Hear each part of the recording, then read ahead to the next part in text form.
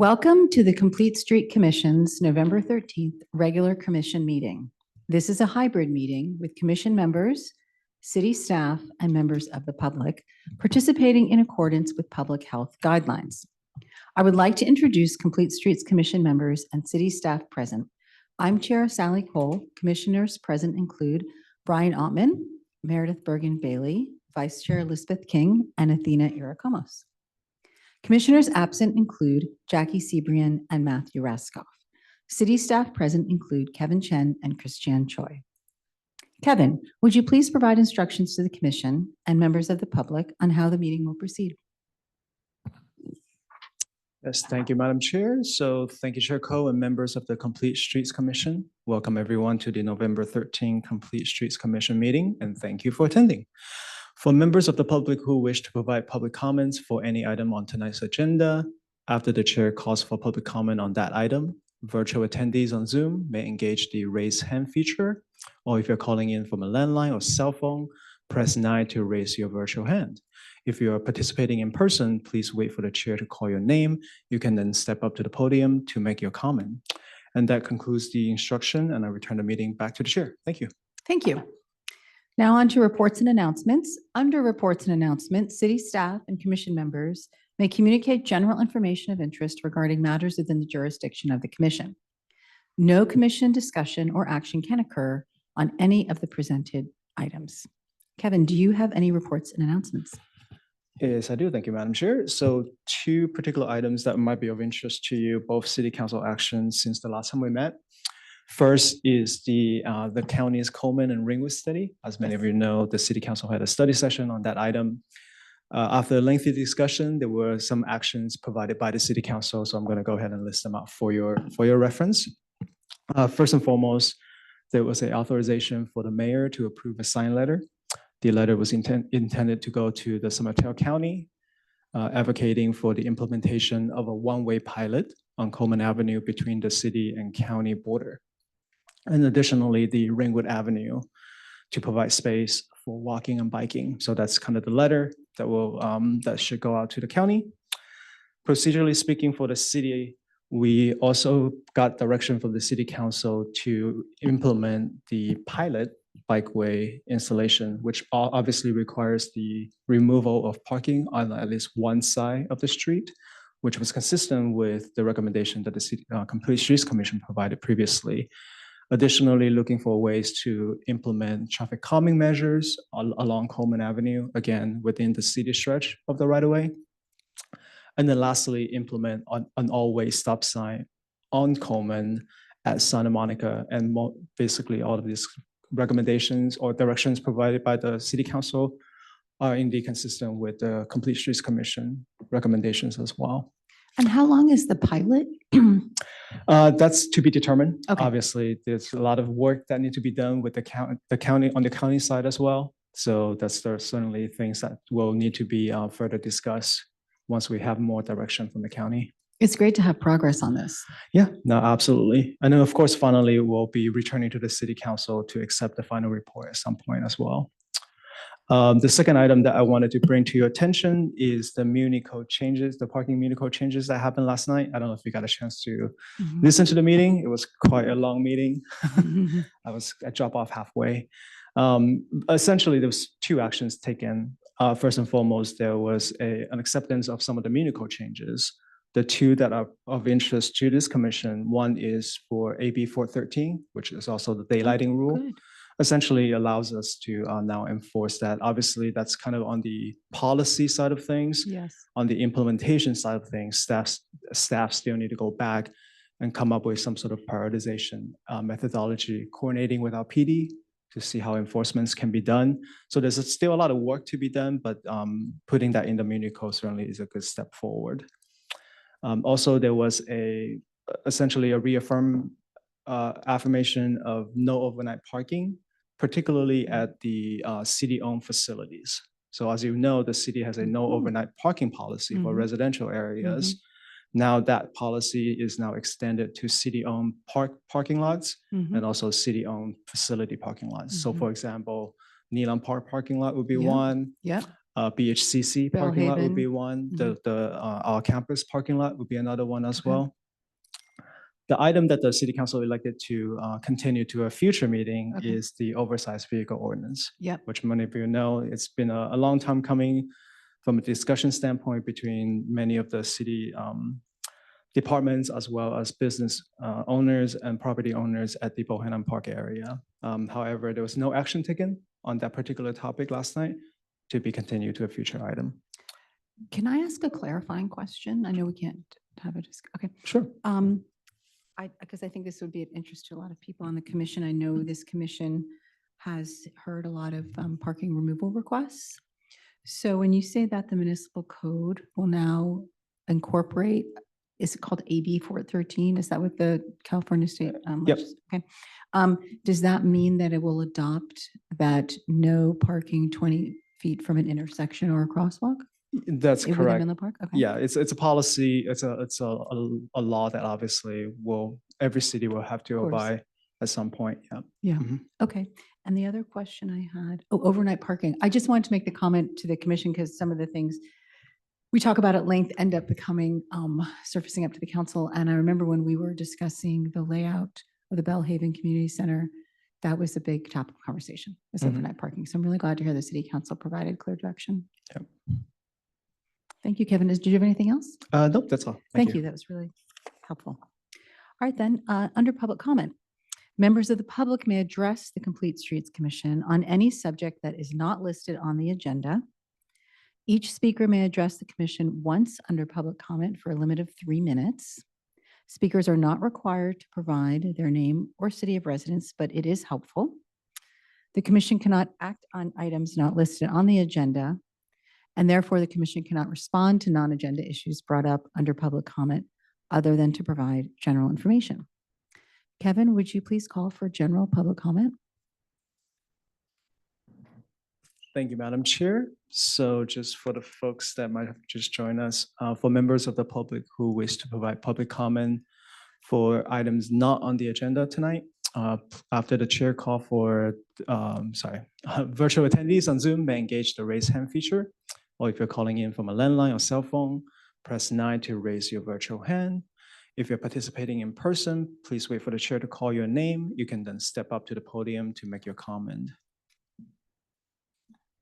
I am seeing no hands raised virtually, and I do not have any speaker cards, so I'll return the meeting back to the chair. Thank you. All right, on to our regular business. Under regular business, the commission considers recommendations from city staff on policy matters or administrative actions that require commission approval. The first regular business item tonight is to accept the Complete Streets Commission minutes for October 9th, 2024. Any clarification from the commission before we take public comment on the minutes from our last meeting? No? All right, then, Kevin, can you call for public comments at this time? Yes, so for virtual attendees who wish to provide public comment, you may engage the raise hand feature, or if you're calling in from a landline or cell phone, press 9 to raise your virtual hand. If you're participating in person, please wait for the chair to call your name. You can then step up to the podium to make your comment. And I am seeing no raised hands or public comment cards, so return the meeting back to you. Okay.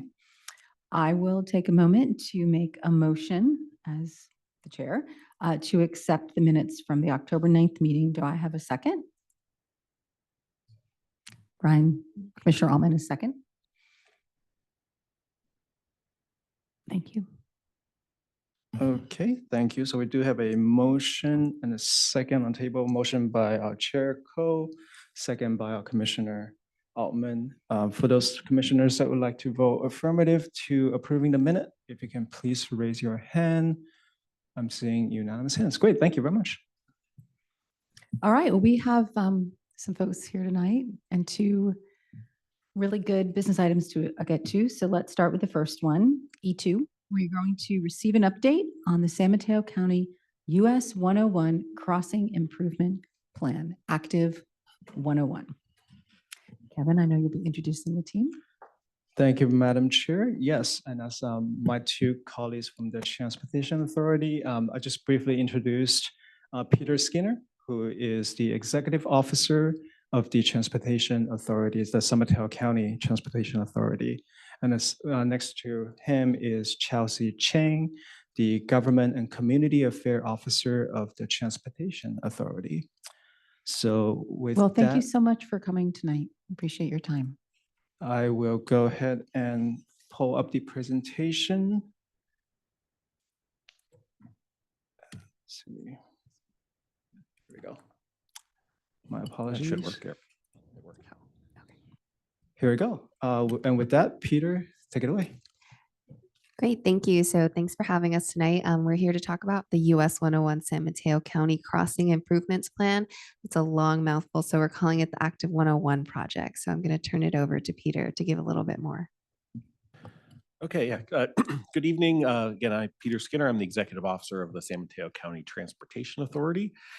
We manage the Measure A and Measure W transportation sales tax funds for San Mateo County. So next slide, please. Active 101, as we call it, is part of a larger program we call 101 Corridor Connect. And next slide. 101 Corridor Connect is really a collaborative program between all of the cities along US 101 in San Mateo County. And we're trying to look at ways to really provide more holistic ways of addressing congestion on the US 101 corridor, looking beyond just highway infrastructure and looking at local improvements, outside of, US 101 itself that can help, with mobility, in the county. We've partnered with CCAG, which is the City County Association of Governments, Caltrans, cities like yourself, the transit agencies, Samtrans and Caltrain, as well as San Mateo County, as they have, a number of unincorporated pockets along the corridor. Next slide, please.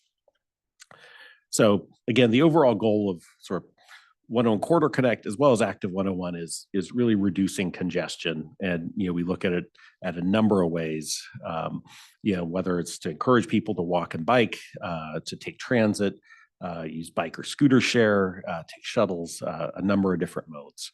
And next slide. Oh, you're already up there. Good. The goals of 101 Corridor Connect is, essentially, we're trying to create safe, connected, sustainable, and inclusive communities and projects so that really we can help address, again, really addressing congestion in a more holistic way. Next slide, please. Okay. So here's a great example of, and this is the 101-84 interchange in Redwood City. Really a great example of how 101 has created a barrier to travel, across, between the communities, really bisecting many of the communities, so that it's not really safe or, you're not even efficient to cross, on a bike or, or walking. For example, this interchange has no bike and ped facilities yet. We are hoping that this will change with the project we've just funded, which will add 4 miles of bike and ped facilities to that interchange. Next slide, please. But Active 101 is not really looking at these major $100 million, $400 million interchange improvements, but really looking at lower cost improvements to help get folks across 101. Here's another good example of oops.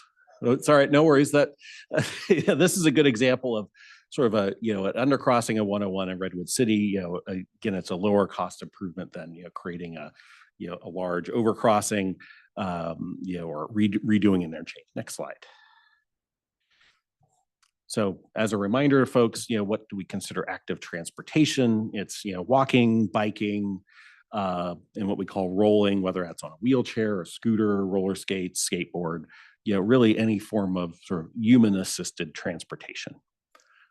Next slide.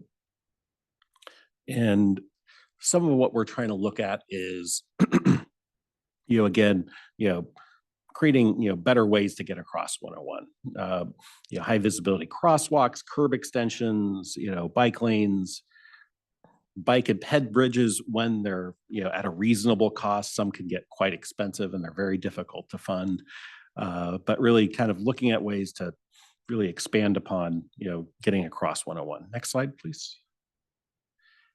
And why do we focus on active transportation? Most of the trips in San Mateo County really are very short, under 3 miles, which lends itself, not on every occasion, but lends itself very well to active transportation, whether you're walking there, biking there, or rolling there. And next slide. So how do we plan to do this is we are taking all of the projects that have been identified in local plans, whether it's from the city, the Cal City, CCAG, Caltrans, MTC. We're not creating new projects, so to speak, but really looking at those projects that have already been vetted in some way, shape, or form through a community-based plan. Next slide. And what we're doing is really taking a much larger set of projects, 148 projects that we've identified, through all the local plans, then doing sort of a metrics-based prioritization. This is sort of the first phase of the project. We'll call it phase 1A, because in addition to just looking at the subset of prioritized projects, we're also seeking community input on what projects, we've done that first phase of prioritization, but maybe there's something we missed. Maybe there's priorities that the community feels very strongly about that should be included in that prioritization. But then at the end of the process, we really want to get down to 8 or 10 projects where we create some, wouldn't even say preliminary design, some very conceptual designs of, some of the really the most cost-effective and, most effective projects on the corridor. It's not going to guarantee any funding. It's not really going to create any sort of priorities for the TA in terms of our bike and ped program, but really just trying to identify some projects that we can, if the cities decide to move forward with, it gives them a leg up, especially in state and federal funds. Probably more state funds at this point, but looking at like the state active transportation program. So we're here tonight really just kind of give you a brief overview of what Active 101 is, and then really looking to get feedback, from you as well as the overall committee by sort of sharing this program with, residents. We left a number of cards in the back, which has our little survey QR code on it. And I'm going to turn it over to Charlesy before I steal all her thunder and talk about just the community outreach effort and, how we're hoping to proceed. Yeah, so thanks, Peter. Why we're here tonight, you might have seen the tool that we've already launched already, Kevin. I'm not sure if you're able to access it, but the tool is what we've done with the 148 projects. We've taken it down and brought it to 75 projects. So there's 25 projects identified in North County, 25 identified in the Mid-County region, and then 25 in the South County region. If you can scroll, if you can click the tool, it might be on the top. Oh, really? At the bottom? Okay.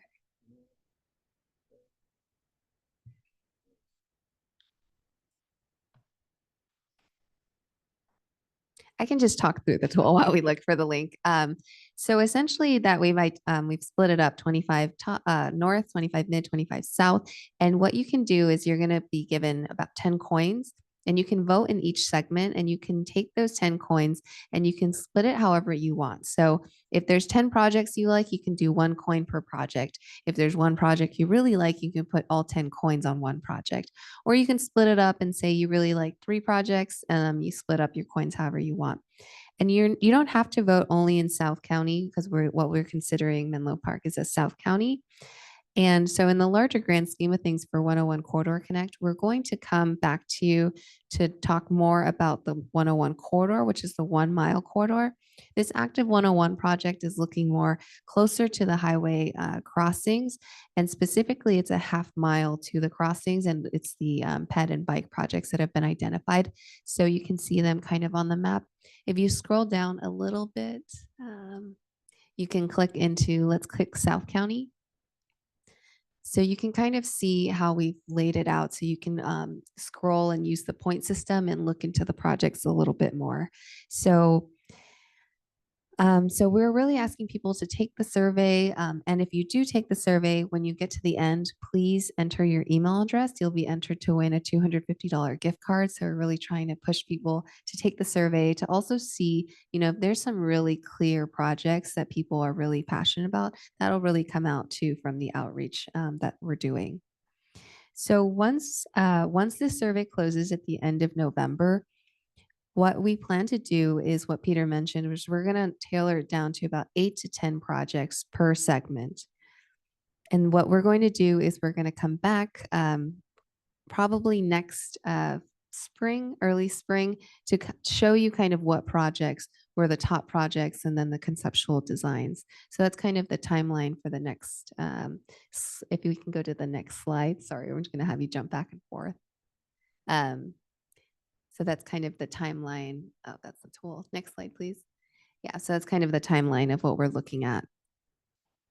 And then the next slide is just a reminder to please share with your friends as well. I know you probably have a lot of friends in this space, so if you can share that, and then they are entered to win the $250 gift card. So the last slide we're going to move into is just kind of a bit of a discussion. We just want to ask, what have you heard? You don't have to answer one or all of them, or if you just have any feelings about any particular question. How does 101 act as a barrier in your community for the members of your community?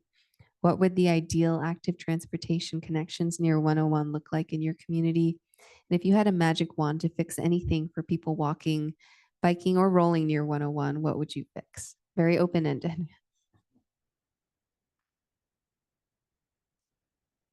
And then the last slide is the contact information for the project leads, which you'll note is neither of us, but we do work closely with them.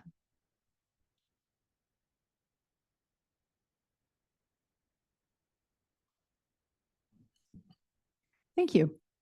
Sorry, let me just get to this. Okay, thank you. So do we have any clarifying questions from the commission before I take public comment? I have one Yes. clarifying question. You were saying we have North County, Mid, and South. Are you saying 8 to 10 projects per section? Do I have that correct? Perfect, thank you. Good question. Any other clarifying questions? Yes, it's 8 to 10 projects per third. Any other? I had one clarifying question. So if I'm understanding correctly, the votes that you'll get from the public will determine the prioritization of the projects, or will there be, like, let's say there's one project that your authority thinks is an absolute must, but no one votes for it. Like, can you still get it in there? I'm just curious how you're handling that. Well, I'd say it's twofold. There's a metrics-based, prioritization, Yeah, which helps whittle it down. But there's also the community input piece, which is, part of true. So we're going to take both into account. And Yeah. also, it's a collaborative process, with all the jurisdictions. So Yeah. The TA is primarily a funding agency. We don't want to tell communities your priority should be X. Or Right. your priority, we can say, here's what the data shows that are the most effective projects. Do you agree with those? If the city said, no, we don't agree with project Y, take that off the list. We would absolutely take it off because we don't want to prioritize something that the community isn't in favor of. And conversely, if there's a project that says, even though the data doesn't suggest it, you should include that in sort of your overall prioritization. It doesn't necessarily mean that project might make it into sort of the final sort of very pared down list of projects, but we want to make sure that we're including the community's input as part of the process. Again, because, we're not leading these projects. At the end of the day, it's really up to the cities to, continue to move them forward. We can help fund them, but, we don't want to be setting priorities for a community, as the TA. So, at the end of the day, it's, this is to sort of help what we all collaboratively think are, the most impactful and effective projects, along 101, but, it won't impact, if a city decides like, hey, even though our project didn't make it in here, we still want to apply for funding from the TA, that prioritization doesn't impact city's ability to come to us for funding. It's still going to be evaluated in the same way that we evaluate all bike and ped projects when we have our competitive calls. I guess that leads me to another clarifying question. So, excuse me. So once the projects have been identified, the 8 to 10 per section of the county, then the specific municipality would be applying to you for funding to do the project? If they so desired, yes. I see. It's Okay. really, Okay. again, it's completely up to the jurisdiction, how they will, we just want to get, especially the projects that are only identified in the plan and they haven't moved forward, to at least get some level of conceptual design done so that if they do apply to our funding program, that they have, I would say it gives them a slight leg up in terms of being able to put together, a more competitive application, and then again, if they want to apply for state funds, it just provides that little sort of bit of extra competitiveness, again, doesn't guarantee anything because it's all in the merits of a project, but anything that can help really sort of help get a project funded, Yes. that may just be a sort of an idea in someone's mind at this point, or just a couple lines in the plan to help move them forward. But again, there's really no guarantees that, any project in this plan will get funded. But yeah, it's just really to help move them forward if the community wants it. Thank you. If no clarifying, yes, we have a few more. Can you talk a little bit about the metrics that you use to prioritize the aggregated projects? Well, that question, that's a great question. And I don't have that information. The project manager who's on my staff, Sue Ellen, whose contact information we provided earlier could provide that. That is left to, I leave that to my technical staff on my team. I couldn't tell you. We can certainly get back to you if you'd like that information. That's That's okay. not a problem, but I couldn't But tell you off the top of conceptually, my head. what is it? I mean, what metric conceptually is used for safety, for example? Gosh, I would say we'll have to get back to you. Okay. Because Okay. that's technical staff on my team would be able Cool. to answer. I can't, that's cool. I would be making it up if I tried. Okay, thanks. Appreciate that. Second question was related to the virtual voting process. Yes. Which it's a way to engage the community. Mhm. Can you tell me, has that had a track record of success or how that's worked and just, how the responses and just the way the community is engaged? I think it's an interesting process. Yeah, well, actually, and Charles, you might be able to help. Yeah, answer if I that could speak bit a as little, well. it's, so we have also been using it at different pop-ups throughout the county that we've been at different events. And I would say one thing I forgot to mention when we were going through the tool, that it is in multiple languages offered. At the very top, you can select a different language. So it has been effective, especially in being able to talk to people and showing them exactly what we're talking about. For example, a few weeks ago, we went to the Bellhaven Empowered meeting where it was simultaneously in Spanish. So we could switch the page into Spanish. So it's really helpful in multilingual engagement that we've been doing at different events. And just a kind of follow-up question on that. What happens if in the open-ended part of it, somebody says, this would be a lot better than any of the things I've seen here? Does that get returned back into the voting process, or what happens if somebody comes up with something that is a little bit of a surprise? If it's just one individual comment, we'll note it, but it's not likely that project would get back in. But if there is, a number of individuals say, hey, you didn't include this project, this is really important, that's when we're going to say, okay, then perhaps we should be looking at that. And I will say a lot of these sort of online tools and this type of engagement, I mean, it's fairly new to us. And so some of these, I would say we're trying them out to see how effective they are. It's based on outreach other communities have done. This is really one of sort of the first of its kind project for the TA in terms of, helping sort of the communities prioritize projects so that they can be more effective. So if something doesn't work, or if you think, oh, have you tried this or have you tried that? We want to hear that feedback too, when we do the next round of outreach for this project. I think it's great. So Yes, please. My question kind of piggybacks off of Commissioner Altman's. I wrote down that you said that the survey closes at the end of November. Is it possible to extend that? Prior to Kevin sending the information to us last week, it was the first I had heard about it. And I kind of hang out in, bikey type spaces. I would love a chance to get it into our school newsletters, into maybe our city council newsletters. Our city sends out a newsletter. I think there's a lot of ways electronically that we could get it out that I don't think that Kevin, have we sent it out to the best of your knowledge? I don't think I've seen it. Yeah, Mm. I have to go back and check. Yeah. Kind of. But would it be possible to push the completion date back 2-3 weeks?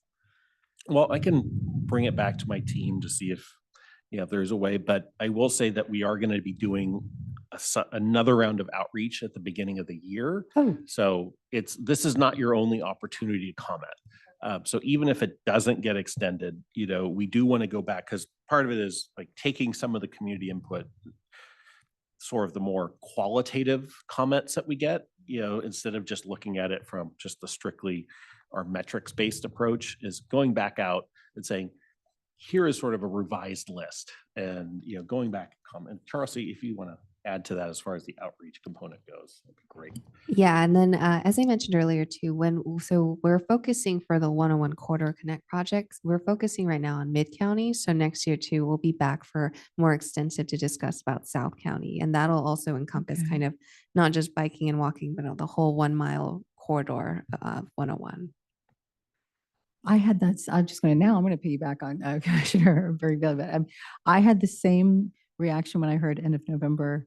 I thought, but Thanksgiving and everyone's busy, and can you do this till December 15th, partly because I hadn't heard of it either. And I do think I really commend you for reaching out to the public, because I think engaging people and influencing the creation of new corridors and new avenues for walking and biking, and then seeing them come to fruition, thinking about where they might be located, influencing the location. I think it's really a powerful process. So I really commend you for that. And so I guess we were saying we kind of wanted to be part of it a little more, but yeah, so if the focus right now is Mid-County and the focus will be South County, maybe through Kevin, you can kind of flag to us, make sure we're aware of when the South County outreach will kick in and how we can be helpful for sure. Although we all commit to getting the word out as soon as we can about this one. Does anyone have any other clarifying questions? Okay, so without further ado, Kevin, will you please call for public comments on this item? Yes, thank you, Madam Chair. So for virtual attendees who wish to provide public comment on this item, you may engage the raise hand feature, or if you're calling in from a landline or cell phone, press 9 to raise your virtual hand. If you're participating in person, please wait for the chair to call your name. You can then step up to the podium to make your comment. Looking at the virtual meeting room, I do not see any hands, do not have any virtual in-person cards, so return the meeting back to the chair. Okay, so I'm going to ask the commissioners if they have any feedback. And also I wanted to return to you because you had a slide with 3 questions on it. Did you want the commission to we're not doing a motion, this would just be a discussion, but just to look at those 3 questions again? Would that be helpful to you or? Absolutely. If there's input, we'll take any input we get. Okay. It's Okay. absolutely. All right, let's start with this. Does anyone have any input on any of these questions relative to your experience in Menlo Park, your experience as a biker, walker, anything that you'd like to add? I guess I will say that we have had discussion as a commission recently about Willow Road. And the focus that the city staff is putting on developing a grant application around Willow Road, and it extends from Bayfront to O'Keefe, so across 101. So that I know some people on the commission, I believe Jackie Seabrain, but maybe 2 of you as well, had some comments around that passage, if you want to maybe offer those. Yeah, Athena, sorry, Commissioner Arcon. Yeah, I mean, so I'm a regular commuter over Willow Road on my bike. And yeah, I guess it's just, I know that it, I don't really have formulated thoughts just yet. That's okay. But I guess, I- yeah, so I think the main thing that I have noticed in recent times about it is that there is a protected concrete bike lane.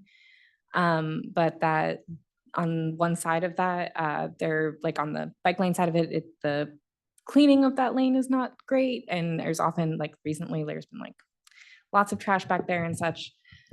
So I would say one thing that I see as a barrier for commuters or people with children on bicycles and things like that is just making sure that these spaces have very clear like cleaning protocols so that people can rely on them to be safe for, you know, if you're biking in the dark, that you don't run over a broken bottle or something like that. Like, so that's really something that I've been thinking about a lot recently.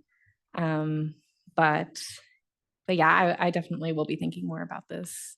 That's really helpful. I mean, that's sort of the magic wand, I think. Yeah. And Jackie Sebrian, who's absent tonight, but she's been a commissioner for many years, also mentioned last time that same issue with the issue of trash. And so that forces you out of the lane and it kind of kills the reason for the lane. And they weren't, people who were using it on the commission weren't sure who was responsible for cleaning it and if that was something that could be fixed. So that's one thing.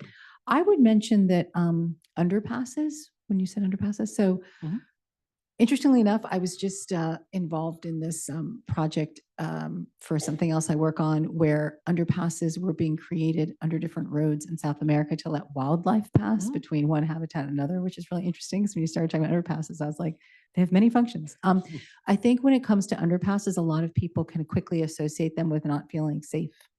So I guess in terms of a barrier to the community, I agree with going an underpass route in terms of effectiveness and cost, and the fact that we can have more underpasses with the same amount of money than we could overpasses.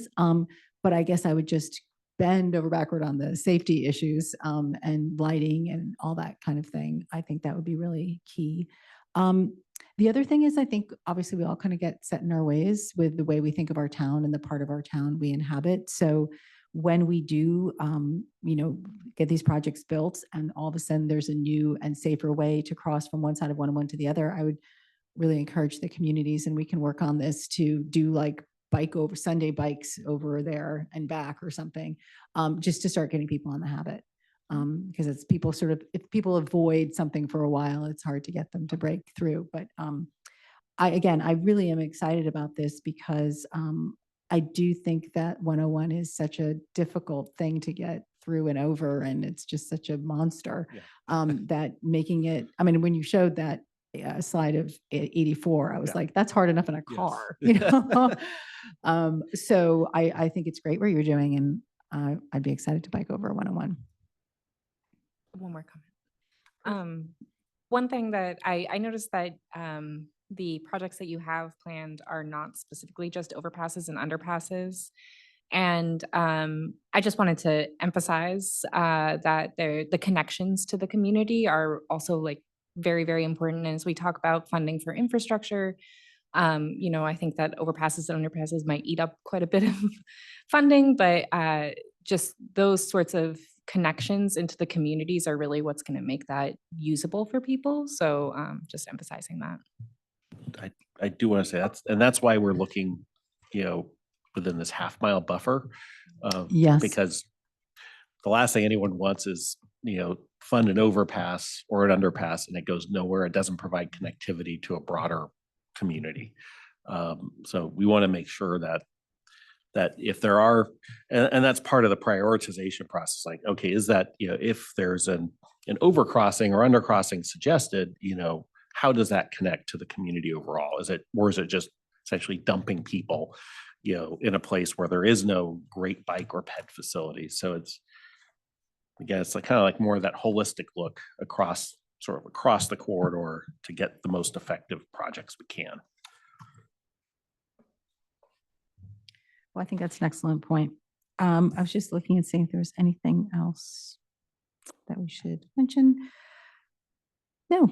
Oh, Actually, very quickly, like what have been sort of the most maybe top effective ways that you feel or doing the public outreach on this that have worked really well? We, as a commission, often discuss public outreach and increasing public outreach in different ways. I'm just curious what was effective.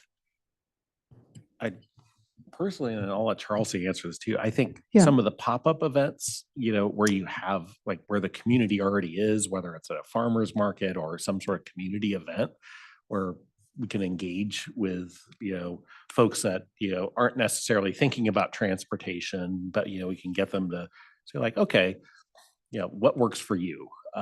That's actually, I think that's one of the most effective ways is going to where the people are rather than asking them to come to us, come down to San Carlos to meet in our auditorium or something like that. Cause you only get a handful of people, but yeah, going to where the community is, then trying That's to great. engage, especially, disadvantaged areas of the community who may not ordinarily, want to go to a government meeting, going to where they meet, it's really, going to where the people are. Charles, or? Yeah, I would say we also, we have the little business card size cards that we've left in the back and passing those out. A lot of our we've had at our pop-ups, we've had multilingual staff at all of them. And we've also gone to a lot of newer kind of partnerships with our CBOs that we haven't really engaged in before, that we found really effective. Sometimes, they even have staff with us at the pop-ups where they can bring people to our Oh, that's booths. great. Yeah, so we've seen a lot. I guess for us, for the TA, we've done a lot more outreach than we've done in the past before. So we're trying a lot of new tactics. Excellent. All right. Well, I guess we'll conclude the item. I hope some of the feedback was useful. We will definitely all commit to spreading the word. We look forward to working with you on the. And please feel free to take whatever, We will. take the cards, hand them out. We will. I'll put some more in the back so you can distribute them as you see fit. And, Excellent. again, we'll be, this is not the only opportunity to get feedback, again, it's a very iterative process for us. And, we want to make sure that we're bringing, cities, the city staff, as well as the community as a whole along the whole process. Because again, it's not what the TA wants, this is, you really want to hear what the community feels and what the city itself wants to kind of move forward in the process. Well, thank you again for engaging with us and engaging with the public. And thank you for coming this evening. Thank you. All right. We'll move on to our second business item for the evening, which is to provide feedback and recommend that the City Council accept the comprehensive shuttle study report. Christiane Choi, our Senior Transportation Planner, will introduce this item.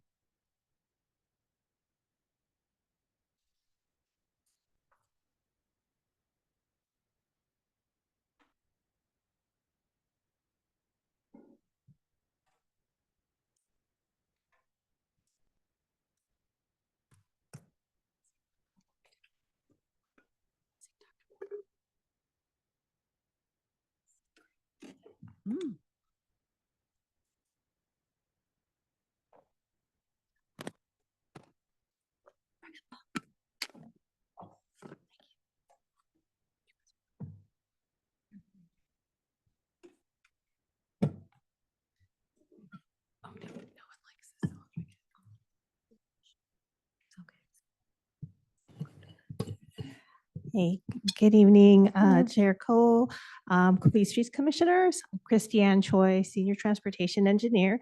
And I'm joined by Marvin Ronaldson from Nelson Nygaard. He's online. He's part of our consultant team that worked on the shuttle study. So he's going to be helping me present tonight's item for you. So let's get started. His name is Marvin. Marvin Ronaldson. Hi, Marvin. Hello.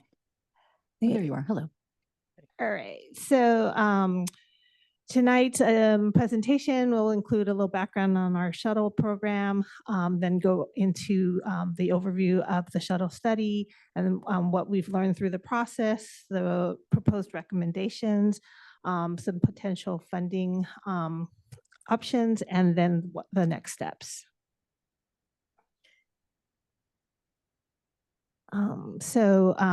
Just for some background on our existing shuttle program, we have both commuter shuttles and community shuttles. The shuttle program has been in existence since the late 80s. It started with the commuter shuttles, which focus on bringing employees that take Caltrain and get off at the Menlo Park Caltrain station out to the business parks along Marsh Road and Willow Road. And then in the late 90s, we added a community shuttle that was kind of focused on connecting residents from around the community with downtown. And that shuttle route has evolved over time. There's been different variations. And then we also added a shopper shuttle, which is a special kind of shuttle where you have to call to make a reservation, and it only operates on certain days of the week in the city and takes residents from their home to a location, usually in Menlo Park, maybe the north part of Palo Alto, like the Stanford Shopping Center, or the Stanford Medical Center. And then a couple of days a week now to shopping destinations in Redwood City. So you may have seen the shuttle vehicles around town. They look like this picture. They can seat anywhere between 20 and 28 passengers.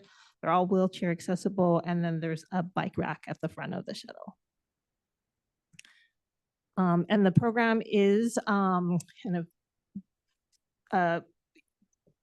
we have a number of partners that you can see on this program on the slide, where one, we have a contract with Samtrans and commute.org that works with a shuttle vendor to help run the shuttles. And that the current vendor right now is MV Transportation. So they hire all the drivers, and they manage the drivers, the vehicles, they maintain the vehicles and such. And then a lot of the shuttles are funded by a combination of grants through San Mateo County Transportation Authority, who you just heard from CCAG, from MTC, and then also some city funds and developer fees. And so if you look at a 2-year budget cycle, we get approximately $1.5 million in grant funding. So in late 2021, we applied for a grant from Caltrans, sorry. It's a Sustainable Communities Transportation Planning Grant, and we wanted to do a shuttle evaluation to see how we could improve our shuttle program, increase ridership, provide people with connections to their desired destinations, and then also just improve overall cost efficiency of the program.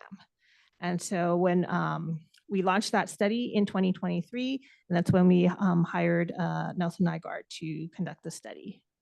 So now I'm going to turn it over to Marvin. Yeah, thanks, Chris. Thanks, Christiane. So yeah, we started this study in 2023. We're still not, it seems like we've been a long time away from the pandemic, but it still kind of lingers around. Working on transit systems throughout the country, we still see the impacts of COVID-19, and especially the changes in travel patterns that have been necessitated by people working from home.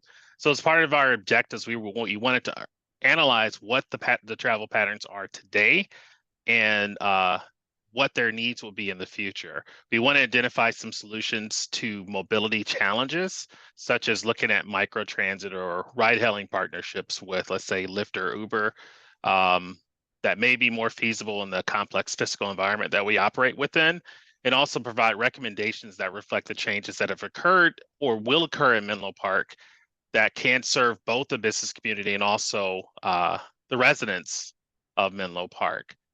Next slide. So as part of the study, we had 5 primary tasks. We want to evaluate what is on the ground today, what's going on.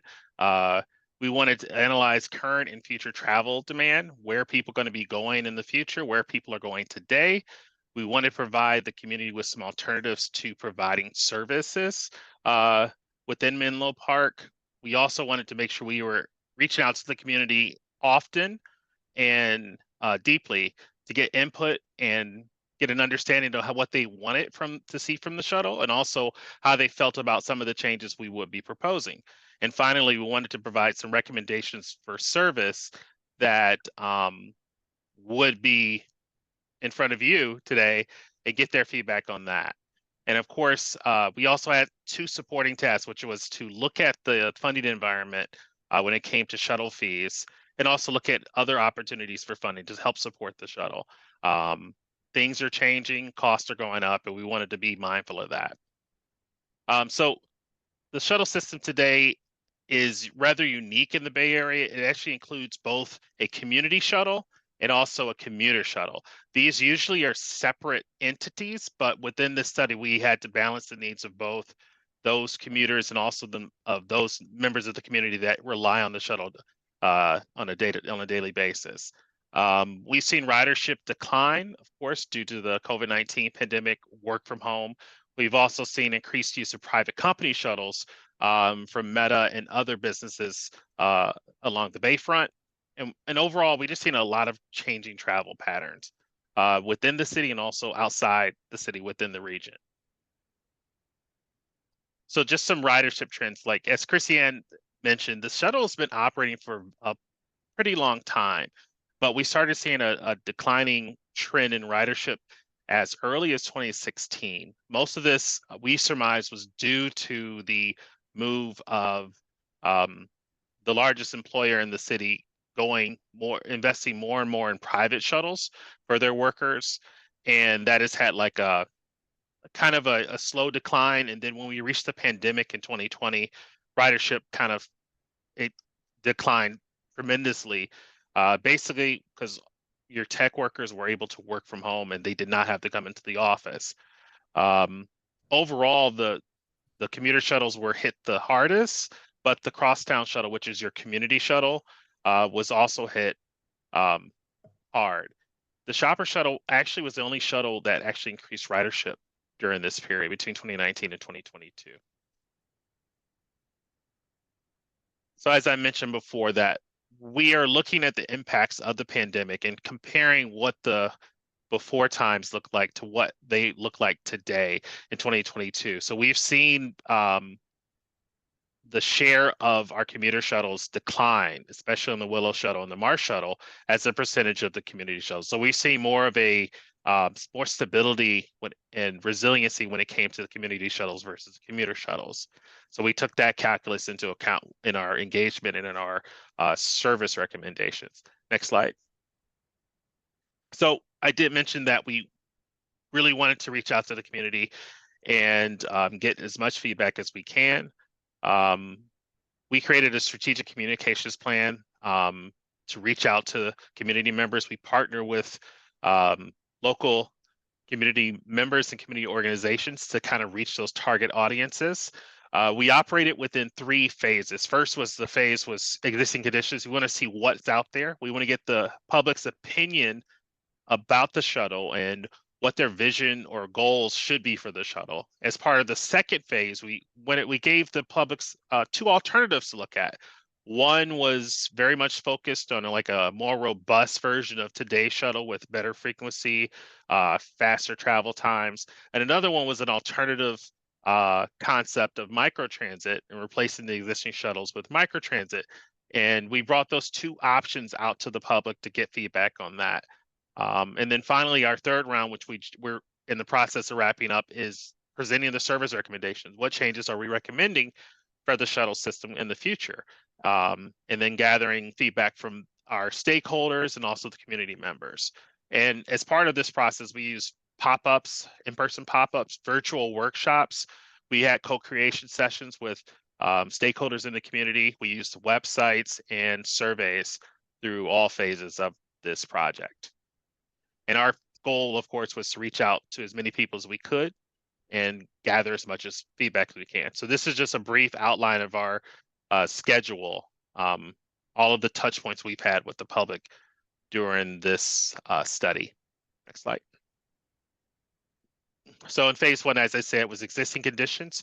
We had we had a virtual kickoff meeting, 2 pop-ups. We had a co-creation session, which was basically a time to spend with stakeholders and have them visualize what system they would create if they had the power of a transit planner. And also, we also reached out to riders on the vehicles to get their feedback about the service that they use on a daily basis. Next slide. What we learned from that is that people want to improve the shuttle service. They want the shuttle to work to be more frequent. A lot of people didn't actually know a lot about the shuttle, about the program at all. We also heard from the public that they wanted to be more visible. Awareness of the service and its uses was not as high as we would like. People were looking for better integration with other services, especially with Caltrain and Samtrans. We wanted to use technology in a better way, and they were open to the idea of using an app to allow them to request service. And there was also concerns about the unincorporated areas not being considered within the shuttle service. As I mentioned earlier, co-creation session 1 was we tasked our stakeholders, which include members of the community as well as members of the business community, to design a public transportation network for the city. This allowed the people to play with sticky string and actually use a map and draw where they wanted the buses to go and what kind of service they wanted to do. And they were also constrained to real world factors such as a budget. And they had to accomplish their objectives within that budget, which helped put a lot of realistic scenarios with those stakeholders. And we used some of their input to actually help guide us through the next steps of the study. And so for phase 2, this was our service scenario where we provided 2 opposing service scenarios, of one that was focused on high frequency service that would be targeted towards ridership, and the other scenario was focused on providing coverage to everywhere, but the service will be of a, let's say, a lower quality than the first scenario. And in this phase, we had 3 pop-ups at 3 locations throughout Menlo Park. Also, city staff also conducted pop-ups at other locations within the city as well. And so just to simply briefly touch on it. So again, service scenario A focused on providing access to everyone, which was a coverage focus. Scenario B was focused on maximizing ridership. So we didn't try to serve everyone. We tried to serve areas that we thought would create would generate the most ridership. Key features of scenario A, it had commuter shuttles that operated at 40 minutes frequency, and microtransit service that would be the community shuttle replacement for that. For scenario B, we slimmed down and focused service only on those corridors that would drive the ridership, and we also improved frequency throughout the day to provide better quality of service for that. We also introduced the concept of a citywide on-demand transportation network rideshare service for older adults and people with disabilities as kind of a replacement for the shopper shuttle. This would use either Lyft or Uber service that would allow people to access services within the city or outside of the city. Next slide. So key takeaways is that truly none of the scenarios were 100% favored by all users, which was part of the design of that. Scenario B was slightly preferred over scenario A, but respondents had concerns about both scenarios. They understood the limitations of one or the other, and most importantly, they desired an increased span of service. They wanted the service to go later in the day and start earlier in the morning. So that was what we really heard, and also frequency was still very important to them. They wanted to have service that was more responsive to their day-to-day needs. Another takeaway from that is that people were open to the idea of a TNC service. They were a little bit concerned about microtransit service because microtransit had a fare as opposed to the current service, which does not. There were concerns about the reduced service to West Menlo Park. especially in Sharon Heights. And overall, people definitely supported the idea of expansion of TNC service for the community. So for the final phase, which we just wrapped up last month, we had 3 touch points with the community as well as an online survey.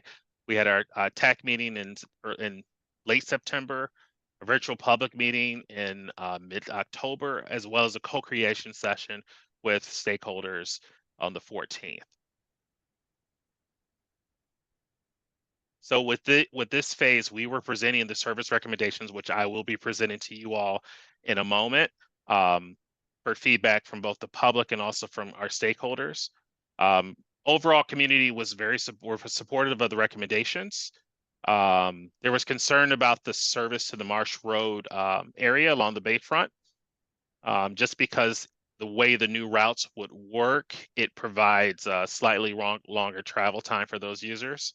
They were concerned about the TNC option not having not being accessible to users in wheelchairs.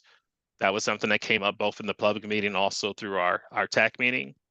And there was support through our co-creation session for changes to shuttle funding and potentially governance, which we'll touch on in a little bit.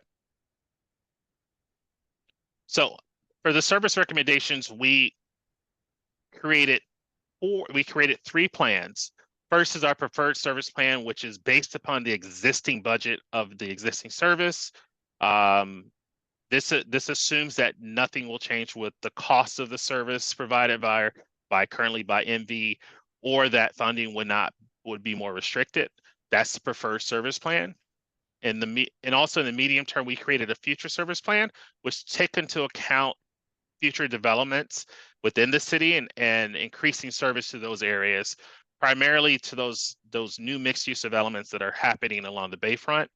And then finally, for our third service plan was a reduced service plan. So this option was suggested by city staff due to some potential headwinds when it comes to funding and costs to provide service.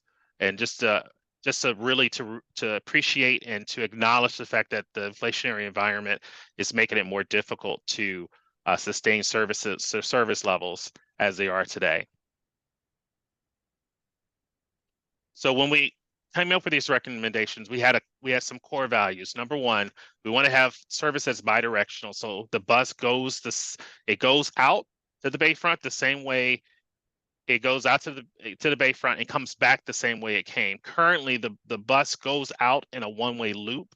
So if you live in, let's say, you live off of Willow Road and you needed to get to a destination in along the Bayfront or under Constitution Avenue, you would have to go all the way back into the city and then come back out again to get to that destination. It is not convenient and it's not attractive for most riders. So we wanted to make sure that everyone knew that the buses go the same way they come in, just like a regular transit or a Samtrans vehicle does today. We wanted to minimize the time that the vehicle is spending on segments that don't generate ridership.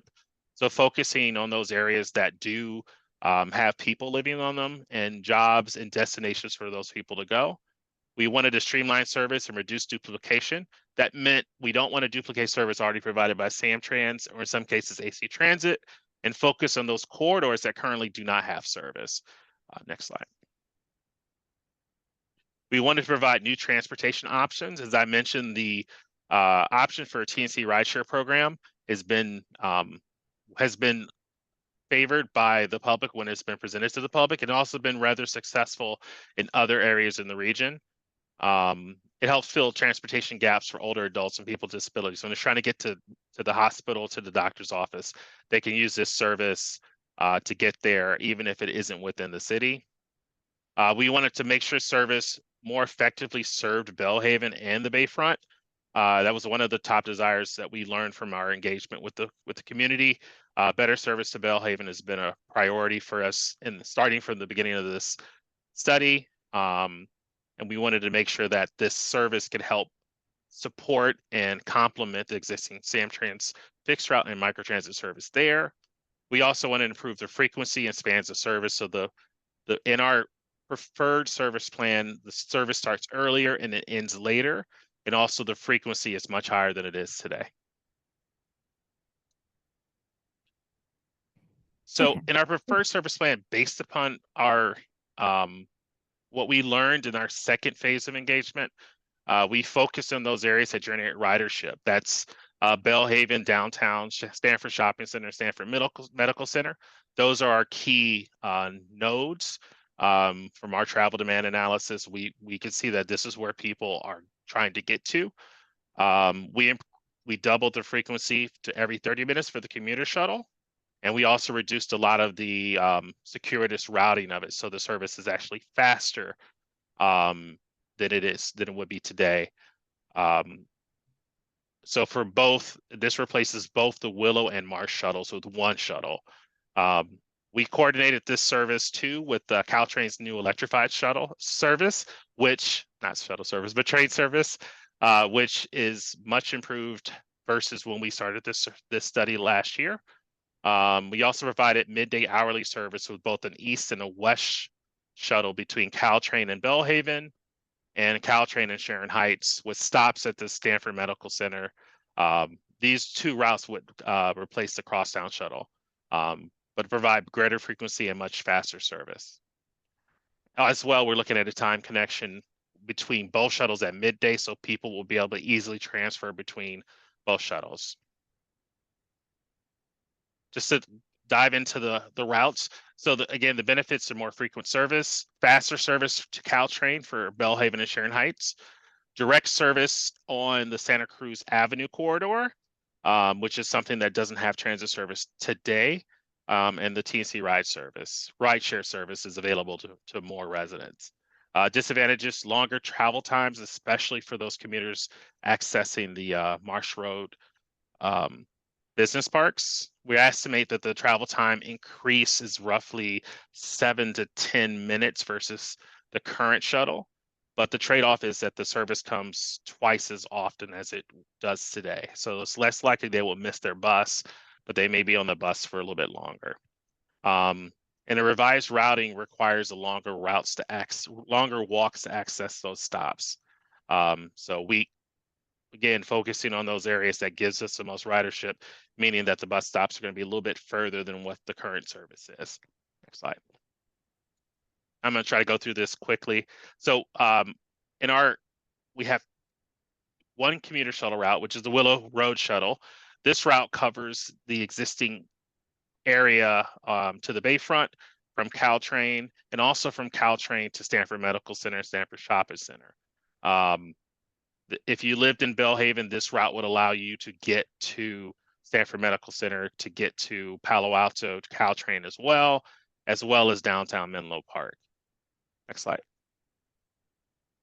For the e-shuttle, these shuttles, the community shuttles run basically midday, so from 8:30 to 3 p.m. For the e-shuttle. This shuttle kind of mirrors the commuter shuttle, except it doesn't go fully out to Marsh Road, but it's focused on connecting to Bellhaven, to the Menlo Medical Center, to the Civic District, and also to Caltrain and to the Stanford Shopping Center. So it kind of mirrors the footprint of the existing crosstown shuttle, but the service is more frequent at every hour as opposed to every 90 minutes. It also has a wider span of service. Next slide. And finally, the West Shuttle connects Sharon Heights to Central Menlo Park, downtown, Little House Activity Center, and other destinations there. This one restores transit service on Santa Cruz Avenue, which currently does not have service. This has a time transfer, meaning that when it gets to Caltrain, the e-shuttle will meet it there, and then riders are able to transfer to the e-shuttle to have a very smooth connection between both of those routes. Next slide. So this is just a brief summary table of that, of all three of the routes, the hours of operation, and how they work, and also with some travel times for those routes. Next slide. Now, I did mention the TNC rideshare service. This, again, fills the gap for older adults and also disabled persons. we're estimated that I have a fare of $4, where the city will cover the remaining costs of that ride up to $20. This is based upon a model that's been pretty successful across the bridge in Fremont, and kind of allows the rider to go where they want to go. And if they want to go further than what the city can support, they understand they have to pay that difference. But generally, it's been really successful over there, and we think it'd be successful in Menlo Park. Next slide. A couple of just recommendations for the program. We would recommend that users have the ability to be able to call in a trip, not just have it trip requested through an app. Trip limits, so users would have a certain number of trips they can take per month or per period, and that could be based upon the available funding. We also recommend that the service is open to all trip purposes for registered users, so all users can use the service to go to the doctor's office or just go shopping or go visit a friend.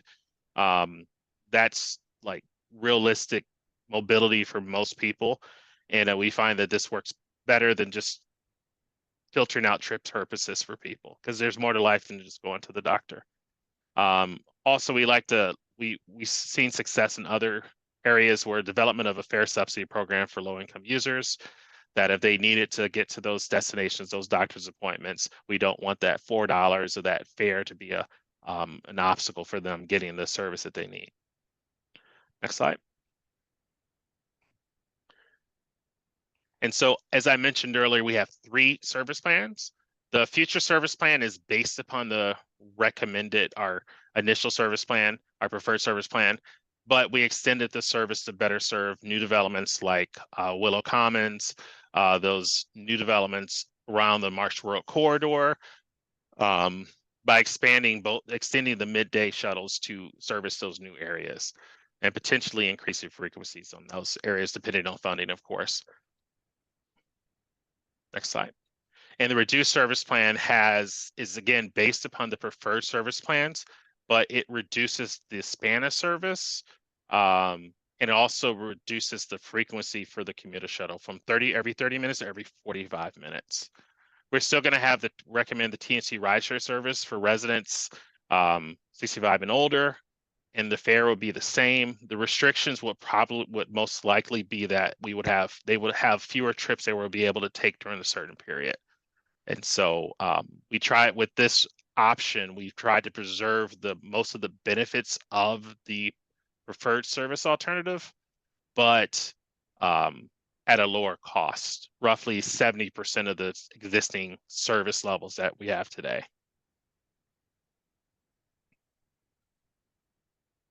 As a part of this process, we understand that mobility is just not simply about moving buses or moving stops or rerouting buses.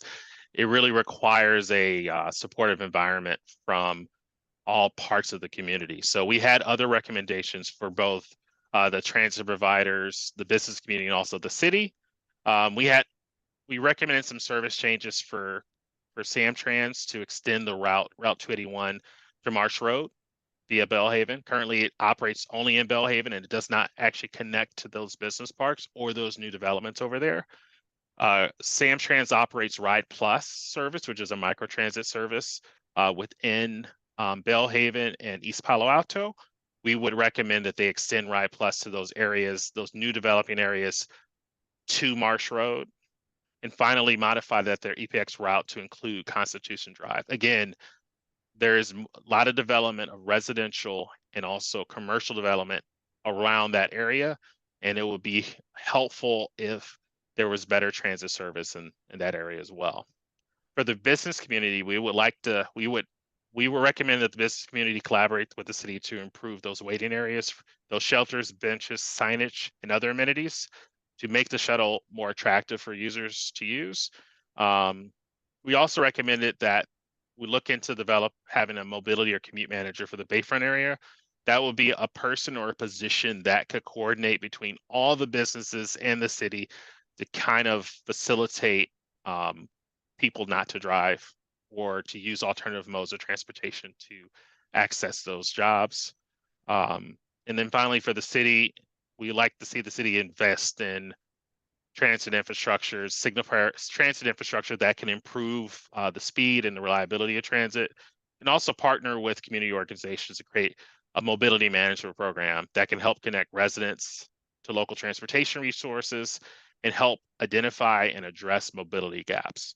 This has also been like kind of a cornerstone of good community transportation programs, that having one person that knows how all the resources that people can get in touch with, and also help them introduce them to these services has been really helpful in increasing usage of that. So as I mentioned earlier, we did cover the existing funding sources that are available. There are multiple, it's a very complex funding environment. There are federal programs, there are federal DLT programs, there are state programs, there are regional programs, and also private sector helps fund a lot of the mobility in this region.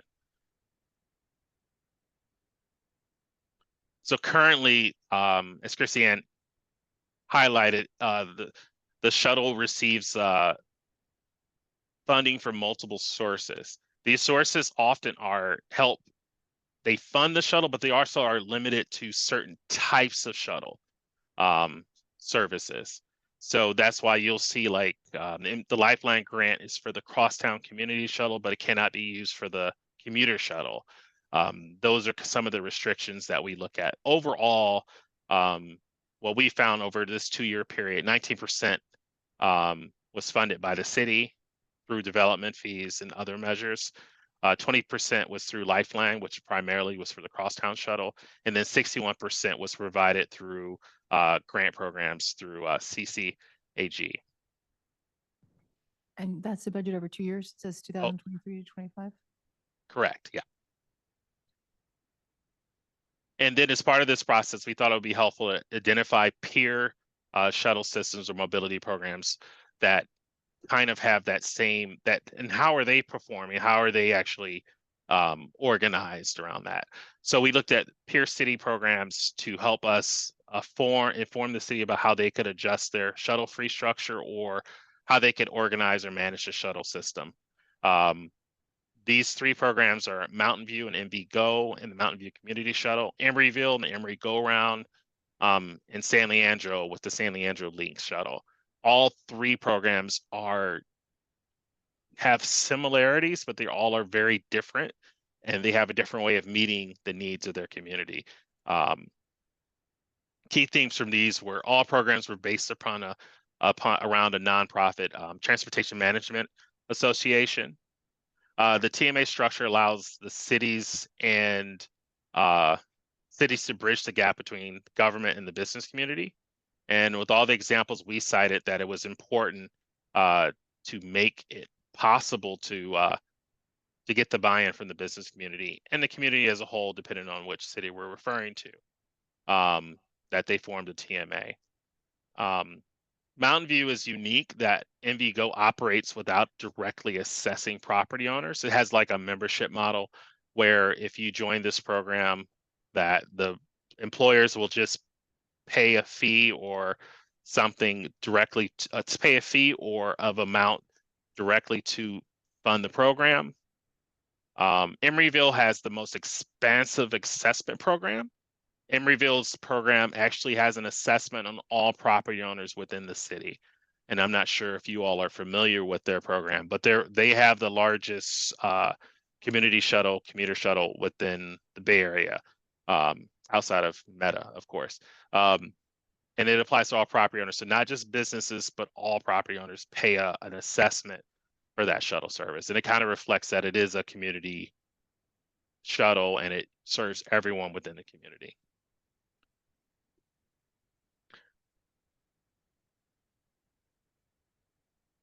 And with that, I'm going to hand it back to Christiane. Okay, great. Thanks, Marvin. So, So for the next steps, tonight, we're asking the commission to provide feedback on the shuttle recommendations, and then also recommend acceptance of the comprehensive shuttle study report to City Council. After this meeting, we plan to go to the City Council with to get their feedback on the recommendations and also accept the report. The grant expires in February, so we're trying to wrap up the study. So with that, that concludes our presentation, and we're happy to take any questions. Thank you. So before I move to ask the commissioners for clarifying questions, I just, Kevin, I just want to clarify our role. So we're providing feedback and recommending, this is what the request is, that we provide feedback and recommend that the city council accept the comprehensive shuttle study report. But the next step said that we are being asked to recommend, to agree, to opine on the recommendations that are being presented? Say we agree with them or not? So feedback on the service, the service plan recommendations that, Marvin presented about, Yeah. the different routing and then also just the overall acceptance of the report, which has these recommendations in there. Even if we don't necessarily have to approve those specific recommendations. The acceptance of the report is just saying that the report, Yes. was completed and Yes. So as part of my clarifying question, I actually would like clarity on the recommendations. I'm sorry to back us up a bit, but there was so much information presented. A lot I of, actually had looked at it prior to the meeting and it still was a lot of information. So in terms of, because there were, I think what my mind was trying to do, and thank you, Marvin, for your presentation, was continue to say, oh, okay, so that's one option, that's another option, that's another option. I think I've kind of lost the narrative around what the recommendation is. Like, what are you recommending to city council? Okay, we've looked at all these different service plans, some take into account if there's reduced costs, some take into account if there's additional funding, but so what are the yeah. recommendations? Yeah. So it is a little bit complicated because we have 3 different plans. Part of that is just the funding scenario. We don't know yet what that's Okay. going to look like. But if we were to say that the funding and the costs are similar to today, then the preferred service plan is something that we could implement if the council agrees with those suggested changes.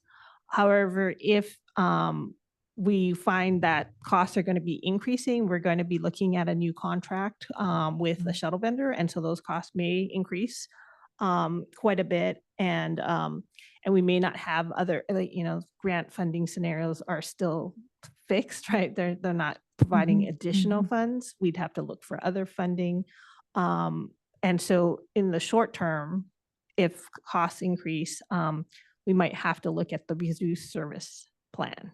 Okay. And so generally, I think it would be good to focus on the preferred service plan Yes, because I agree. they build on, either the reduced one is very similar to the preferred service plan in terms of, the framework. It's just that we'd have to reduce, like frequency and hours, right? And the future service plan is similar, that if we do get additional funding from other sources, then we can expand the service, but the framework is still generally the same, where we're combining the 2 commute shuttles. Instead of Marsh and Willow, we just have 1 commuter shuttle, and then the community shuttle would be 2 routes instead of 1 route. Yeah. And then instead of a shopper shuttle, we'd have this kind of subsidized TNC program. So those are like the main components of the recommended, Yes. service plan. Thank you. Understood. So for the purpose of this conversation, do you think it might be helpful, Kevin, for us to put the slide back up that says the preferred service plan? That gives the components of it? Just so we make sure we're giving feedback on the right thing. Okay, so that being said, I just want to make clear to the commission that we're making a motion at the end about whether we agree that the study report should be presented to city council. Yes, recommend that the city council accept the comprehensive shuttle study report, and also we're providing feedback on, thank you, on the preferred service plan. Thank you. So with that, also keeping in mind that the first time I'm asking the commission for input, it's around clarifying questions, just simply, did I understand this correctly, et cetera, et cetera. And then after we ask for public comment, we're coming back to feedback, our personal opinions about the recommendations. So let's start with clarifying questions. let me use the exact proper language on this. Here we go. Any clarifying questions from the commission before I take public comment? And that's on the report overall on these service recommendations regarding the preferred service plan. I'm assuming Marvin's still on the line, right? Yes, I'm here. Oh, thank you. So does anyone on the commission have clarifying questions? Yes, Commissioner Bailey.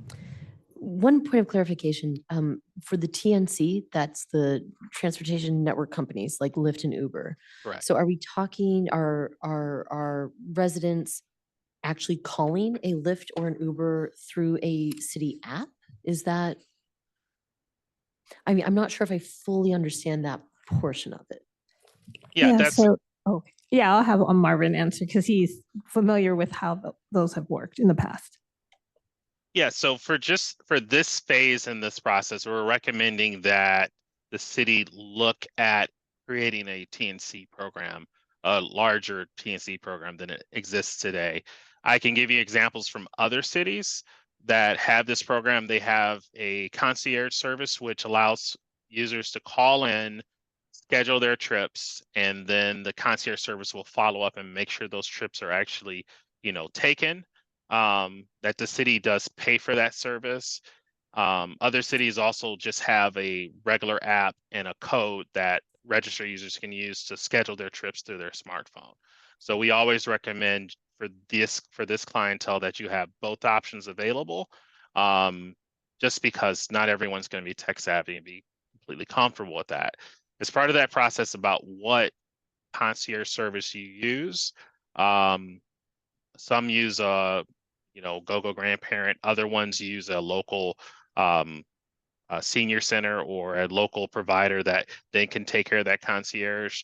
And others even use city staff to do that. So there are multiple ways to provide that. What we're saying in this plan is that you should have a concierge service that can allow people to call in, schedule their trips, as well as an app for this project, for this service. So kind of intentionally not precise on this language, because understanding that when you get into the implementation of this program, it's going to require, then you can get more specific about who and what and how that will be implemented. I hope that made sense. That was helpful. Thank you. Do any other commissioners have clarity? Yes, Commissioner Gonzalez. I have a question that might, there's probably a somewhat standard answer to, but how is the ridership measured on the shuttles? Is it the driver counts how many people enter the shuttle at some like typical day, or just like how are those metrics measured? Yeah, so the driver has a tablet, and this may be a little bit too much detail, but it has a tablet that allows him to count the boardings on the vehicle, what type of boarding it is. So they have a wheelchair, I have one that can notate that as a wheelchair boarding on that through that tablet that they have. That just it allows them to count that. It also tracks when that boarding took place and also where that boarding took place. So we have stop level data that tells us which stops are getting the most ridership. So that's how that works on the vehicle. Thank you. Yes, Commissioner King. I wonder if you can pull up the financial chart, the last one that breaks out the costs associated with each of the different routes. What I've thought could be helpful in this scenario, it was One that more one prior to that. Yep. Yes. That gives you your total budget. I would have loved to see this in a more of a bar graph scenario where you overlaid ridership, so we could see exactly how the funds are being allocated and which are underutilized and which are overutilized, because I know there was one specific category you saw growth in, but I think it's the least funded one here because Yeah. the ridership is currently low, but perhaps you can anticipate an increase. And I just think, given an environment where you may not get the preferred program option because of the inflationary environment of shuttles and so forth, I think that you might need to consider the middle one and the costs associated with it. Just a thought. Yeah. That's a great observation. The shopper shuttle had an increase in ridership, but its ridership was still a quarter of either the Marsh or the Willow Road shuttle, and I can go look that up to be more specific. So it is only going to increase, but it was already at a low level of usage. And I don't know if within this or where within this is going to be the ride sharing portion, because I would anticipate that would increase in utilization as well. Yeah. That's what we would expect. As it turns out, like when we've seen the TNC programs in other cities, that the cost per trip generally is lower than expected. I'm not going to give any numbers off the top of my head, but the cost per trip per user is lower than most on-demand shuttles, such as the shopper shuttle. So you're getting more trips out of the same dollars that you would spend on that. What roughly is the cost per rider across these different shuttle? Just roughly, what is the cost per rider? I mean, just ballpark, just so, I mean, how does it compare to rideshare, for example, or something else? I mean, what is the cost per rider for a shopper shuttle, for example? Yeah, I'm not sure. I don't have that data.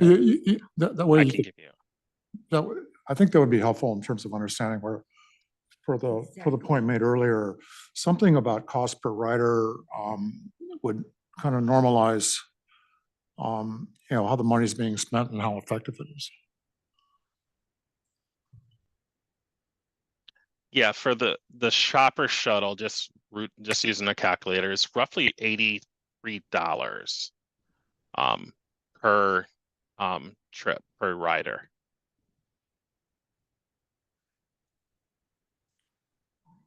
Did you say 83? More expensive than an Uber would be. Yeah, so I mean, I would love to see that ratio for If you had- each of these segments. Some number like that gets you down to just, what's it cost the average person to get from point A to point B? Yeah.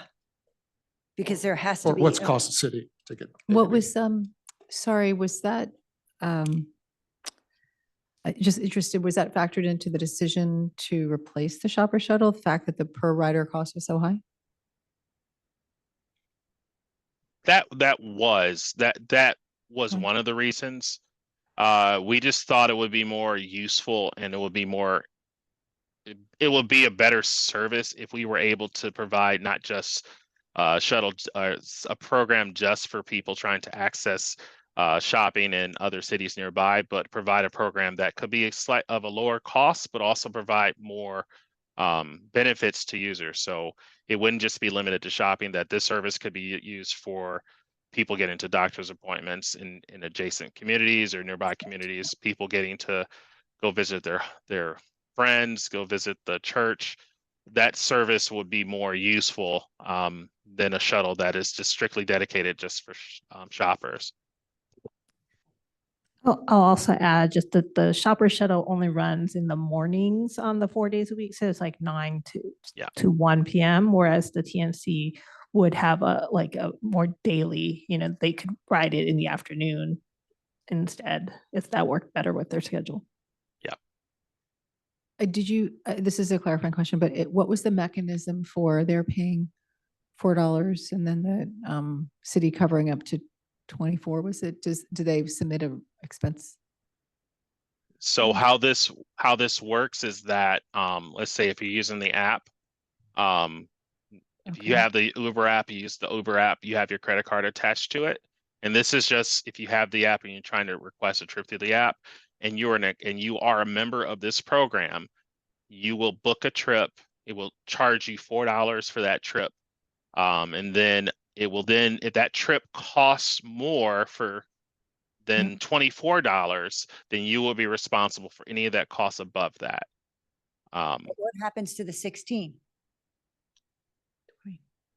So the city, what we have in other cities, this is modeled off of Fremont, that city of Fremont provides up to $20 of a subsidy for that trip. And then if the trip costs more than $24, that includes the $4 fare plus the $20 subsidy, the user will be responsible for that and they will be charged that additional cost through their credit card. If they booked it through an app. If they book it through a concierge, it works similar to that. But that's how the program works. It's not a voucher or anything that you have to do. It's just it charges the credit card and it charges your credit card for that fare for $4, and then whatever that amount up to that $24 is covered by the city. To the point, does the user know that upfront before they get onto the? or Because they've how- enrolled. They've How, enrolled. does the user know how much the ride will cost? Yeah, you Yeah, do. yeah, Typically just you as if you made an Uber trip, it gives you an estimate what the cost of that trip would be. Getting back to the point, though, the two commissioners are making around a per, the cost per rider, per trip, excuse me.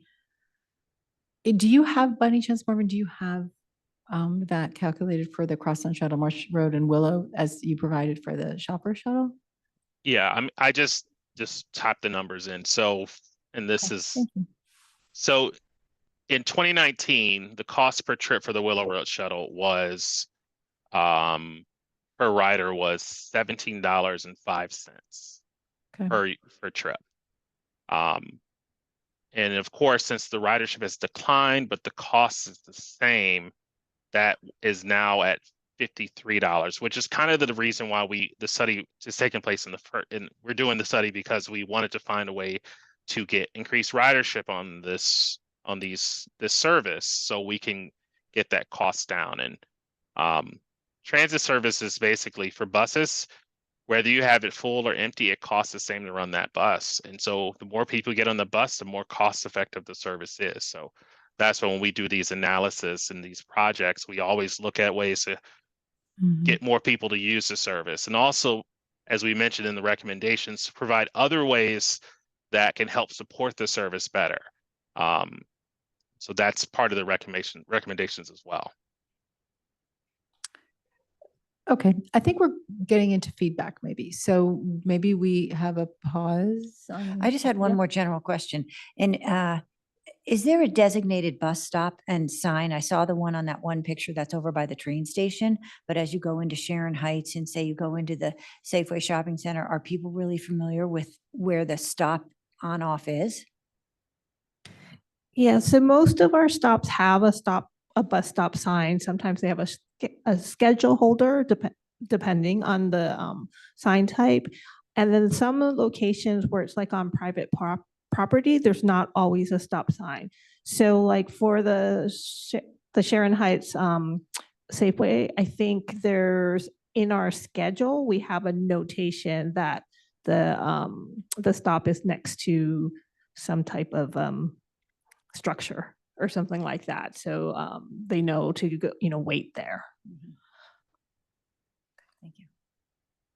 Well, did the commissioners generally agree we could stop with the clarifying questions, ask for public comment and come back? Okay.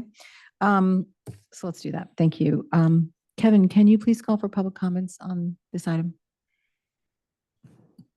Yes, thank you, Madam Chair. So for virtual attendees who wish to provide public comment, you may engage the raise hand feature, or if you are calling in from a landline or cell phone, press 9 to raise your virtual hand. If you're participating in person, please wait for the chair to call your name. You can then step up to the podium to make your comment. Looking at the virtual Zoom room, I do not see any hands. And in that case, I'll pass the meeting back to the chair. Thank you. Thank you. All right, all right, this is the moment where the commissioners are going to provide feedback. And I have some as well. I think, let's try to go commissioner by commissioner, maybe one person give all their feedback if possible, see if we can, because there might be quite a bit, I'm not sure. Commissioner Allman, do you want to start? Yeah, I appreciate the time frame and also the thoroughness of all this data. I just can't get I'm not sure how to vote on this. given the amount of information that's like available to us, quickly. So I can't vote for or against it. I just don't know on what criteria I should be voting. So I don't know if I can abstain or or if other commissioners feel the same. I think it's important. I think it's really important. I think it goes east-west to complement the north-south nature of Caltrans and Caltrain, which I think is absolutely critical. It's just complicated enough that I don't feel like I know enough at this point in time or have an opinion at this point in time. All right, well, we can, we'll all ask questions that we have. Maybe that will be enough, maybe it won't, but we'll keep going and respect where you are on that.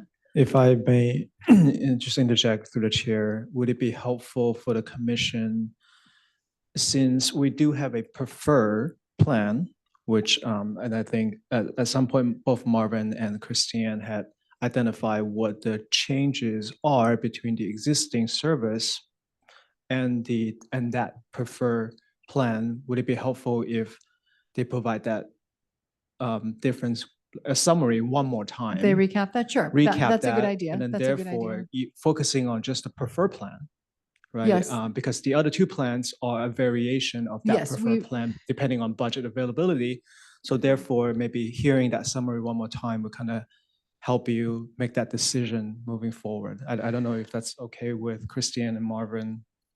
Just to provide a quick summary of what's being provided Yes. here versus what the preferred plan will Yes, so I be. think that's consistent with our request that we take a look at the preferred plan and really understand, make sure we understand it. But I do appreciate, there we go, thank you. I do appreciate that we're going to sort of see a before and after. Like, what are we asking them? What are we recommending to City Council that they change, right? Before we do that, I just want to say, I think I have some sort of more meta questions around when we look at the cost per rider being so great and we know we want to lower it. That to me means that this would, and we also established in the beginning that there was a lack of awareness around the shuttle service. And then I have my colleague here asking where the stop is in Sharon Heights, that she goes to Sharon Heights Shopping Center every day. So I think that it seems like there's a lack of awareness and a lack of usage, maybe, and a lack of understanding of how it connects with other modes of transportation. All that is like a huge lift on the education side for riders. So I can see that the way you've tried to redesign the service, in talking to riders, you're saying, oh, I see. We should change the routes, which is, by the way, a lot of significant work has gone into that. And I appreciate that very much. And oh, maybe we change the hours. There's different ways we're trying to accommodate to make it a better service, and that assumes in pickup and ridership. But I do think that this is a really, really big lift of how we're going to get people more aware of this service and using this service to bring the cost per rider down. And I don't know if that should be factored more into the recommendation, because I think the council would have to say, yes, we believe in the shuttle service, even though it has low ridership and big cost per rider. No, we're not going to change how it's funded, as other cities have potentially funded it. We're not going to maybe levy a tax on property owners to pay for this thing. If it's continuing to be funded in the same way, then I think there's a really big lift on the city's part to make people aware of it and starting to use it more regularly. And I think they'd have to invest in a lot of marketing. So that's just my gut, that we're asking them to elect a different plan being designed better. But if the goal is to increase ridership, which I think it must be, then I'm not as confident that we can increase ridership with just the service changes. 100%. Okay. All right, so would you like to, Christiane or Marvin, walk through again the comparison of preferred service to existing service? Is that okay to do a real quick report for us? Okay, thank you.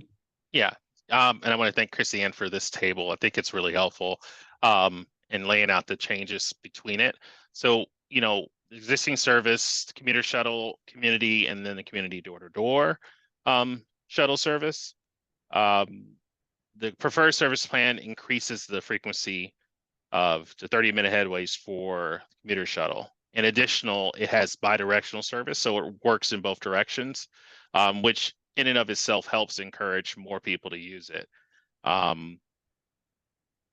The key changes as mentioned here, like combine the two routes to increase service, the frequency, but also allowing the route to be more useful for people who aren't really just commuting to the Bayfront to their jobs, but also useful for people that live in Belhaven and also along the Willow Road corridor to use that service to get to destinations further east. In addition, again, the Caltrain. So it makes it easier for people to use the service. For the community shuttle, the crosstown route takes 90 minutes end to end. So that route is extremely long and very circuitous. It goes everywhere, but it takes a long time to get there. With the new preferred service plan, we split the route in half and we made it more direct and it travels down more ridership friendly corridors like Santa Cruz Avenue.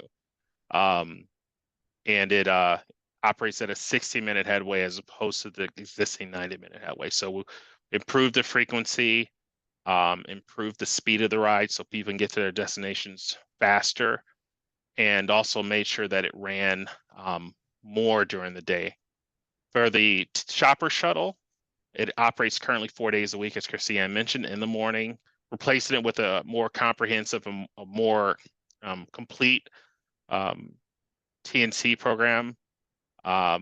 Helps fill a lot of transportation needs in the community. The disadvantage with that, of course, is that these TNC companies right now do not provide wheelchair accessible vehicles.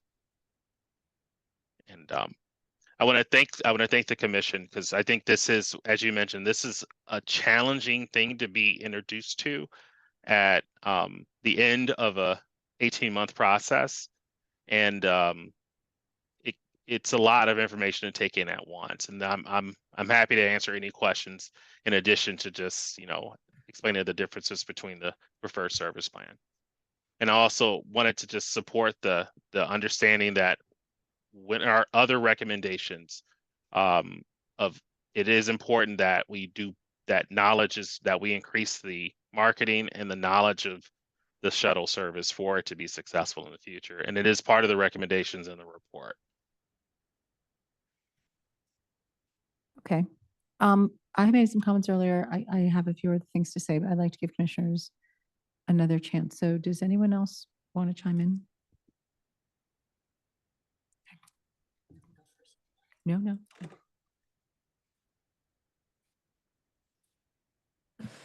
Okay, I have a couple questions. Why does the shuttle service end at 4 p.m.? I believe 2 of the routes did. I can't remember how that ties into the preferred service plan, but that would seem to cut out by at least an hour, if not 2, some portion of folks who might be riders due to work, because that would end prior to most working hours ending. Yeah, that's a great question. So let me explain to this. So because we have a community commuter shuttle, the community shuttle and commuter shuttle kind of operate as extensions of each other. So during the day, the preferred service plan, the Willow Road shuttle, basically follows the same path as the midday East shuttle does, except it goes further into the business parks than the midday shuttle does, because as a community shuttle, there's less of a need to go into a business park in the middle of the day than it is for a commuter shuttle to do that. And so it follows the same corridor and the same basic routing, except with a community shuttle, it actually goes to the Belhaven Community Center, and the commuter shuttle does not. And so that's kind of how we have the same routing, but the community shuttle is focused on midday service to those community destinations, to City Hall, to the community center, to the community campus, to till the senior center, to all of those locations that are critical for members of the community to get to on a day-to-day basis. It covers most of the schools in the middle of the day, whereas the commuter shuttle is more focused on getting out to those office parks. So let's say you lived in Bellhaven and you need to get home from, let's say, Stanford Shopping Center at 5 o'clock. The commuter shuttle will get you home to Bellhaven from Stanford Shopping Center or from downtown Menlo Park, or if you rode Caltrain through there. But if you use that in the middle of the day, it'll get you to those same destinations as with the community shuttle. And I apologize, I'm on the East Coast right now, so it's a little bit late for me if I'm not making any sense, but please ask questions. Ooh, okay. Go ahead. Anything else? Yes. Ooh. That is quite late for you, Marvin. Thank you so much for being with us It's tonight. fine, I'm used to it. One question that kind of keeps popping into my mind, especially as we're talking cost per ride or cost per trip, is how does that compare to a bus? We have Samtrans service. Do we have a feel? I mean, $83 per trip for the shopper shuttle was very startling to hear. And then the increase in the Willow route per rider from $17.05 to, I think this year, I think you said $53. How would that compare to a bus? So as a standard Samtrans bus, their cost per trip would probably range between $12 at the worst to $7. It's $5 per rider. So that's roughly the cost per rider for a big bus system with a big transit system. But shuttles themselves are not designed, they're never going to be as productive, as we would say, as a full transit system.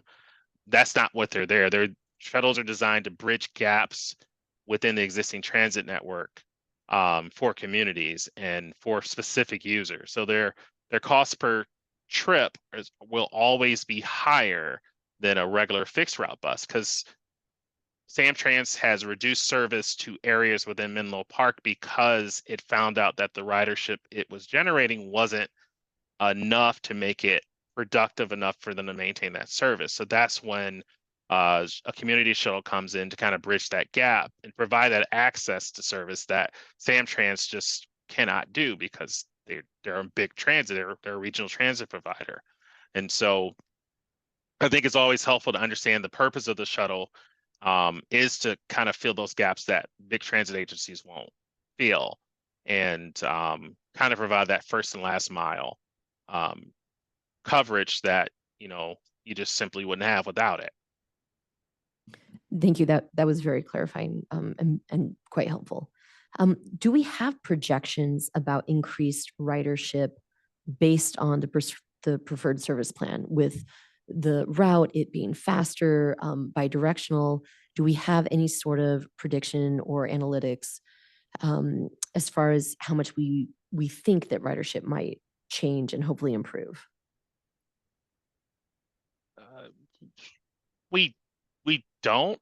And I know it sounds like magic a little bit. From our experience with these kind of changes, we do expect a ridership to increase. There are a lot of other variables involved here that makes it difficult to kind of predict how much ridership would increase due to this. As you mentioned, one of the biggest things is making sure people are aware of the changes, and those other supporting elements that we outline in the report are really gonna be helpful to making sure that people understand that service is different and it's better. But if you don't have these other elements, these supportive elements, people won't know that the service exists or that it has improved, and they won't flock to it. So answer the question simply, no, we do not. We anticipate it will, but it really is going to depend on how the services, the improvements to the service is implemented, and what other supportive factors that are in the report that can be implemented to help support the service. Thank you. I see that the community door-to-door shuttle would not be wheelchair accessible. That feels important, especially for a door-to-door shuttle. But just to clarify, both the commuter and the community shuttles would be wheelchair accessible. Is that correct? Absolutely. Yeah. Yeah. Okay. Is there a way, I would just see if I was a wheelchair user, that having the door-to-door service be accessible to me would be fairly important. Is there a way to swap the actual vehicle out so that it would be wheelchair accessible? S- So I'm going to answer this in two ways. Presently, because the reason why it's less expensive is because they don't have to provide that wheelchair accessible service. In other areas like in San Francisco, where Uber provides wheelchair accessible vehicles as part of like Lyft and Uber service, and also parts of East Bay where they do provide that, it doesn't cost any, there's no additional costs with providing it. It simply is just not available in San Mateo County at this time. Users that have wheelchairs, there's an ecosystem of other transit users. So you also have Samtrans Access, which Samtrans Ready Wheels that provides 88 paratransit service to members of the community. So that is able to get them a wheelchair accessible vehicle to take them to their destinations.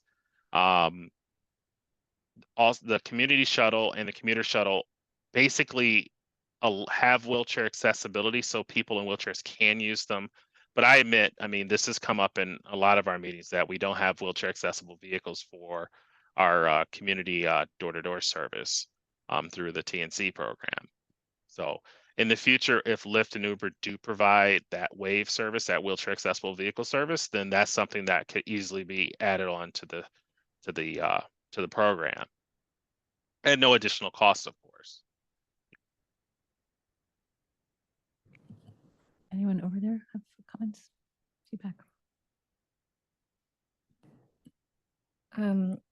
Okay, I have several questions. So maybe, you mentioned not having duplicating service from Samtrans and AC Transit. Do we have a sense for duplicating service with the major employers out in Bayfront? For example, Meta probably has a shuttle. Do they have a shuttle to downtown Menlo Park?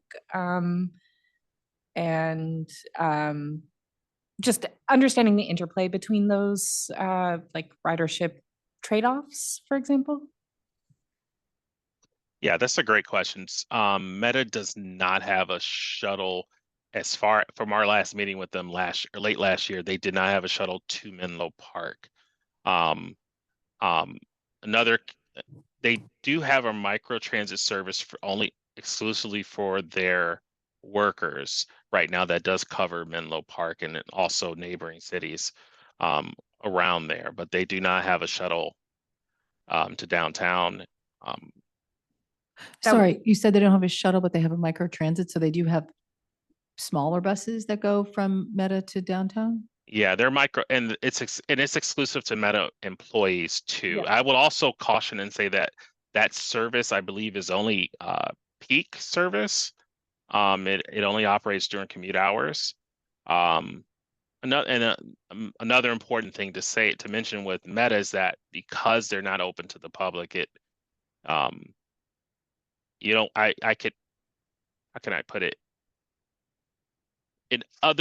Because it's not open to the public, it becomes less useful for our study because it's more of a captive audience.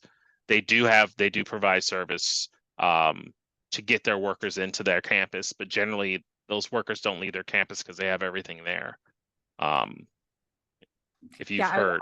I was mostly curious, since I don't know when that would have started, but maybe contributing to sort of ridership cannibalization from our existing shuttle service, that decline that we saw in the 2015, 2016 area. Okay. The next question I have is, the stop choices for these shuttles. I know we talked about signage and I just want to hit the signage point again. I do think having signage for these wherever possible is very important. Just so people, I know when I'm looking for a bus stop, it can sometimes feel very stressful to know if you're in the right spot at the right time or whatever. So having that sort of very clear signage, I think is very important. But how are these stop choices for all of these shuttles going to be determined? Just by population density or high traffic destinations or yeah. This is a great question. So in our initial and from our initial recommendation service plan, let me back up again. So I used to run a transit agency, and stop locations, we want to focus on stop locations that are closest to where people are, and also those locations have to be a safe place for the vehicle to stop and people to board it.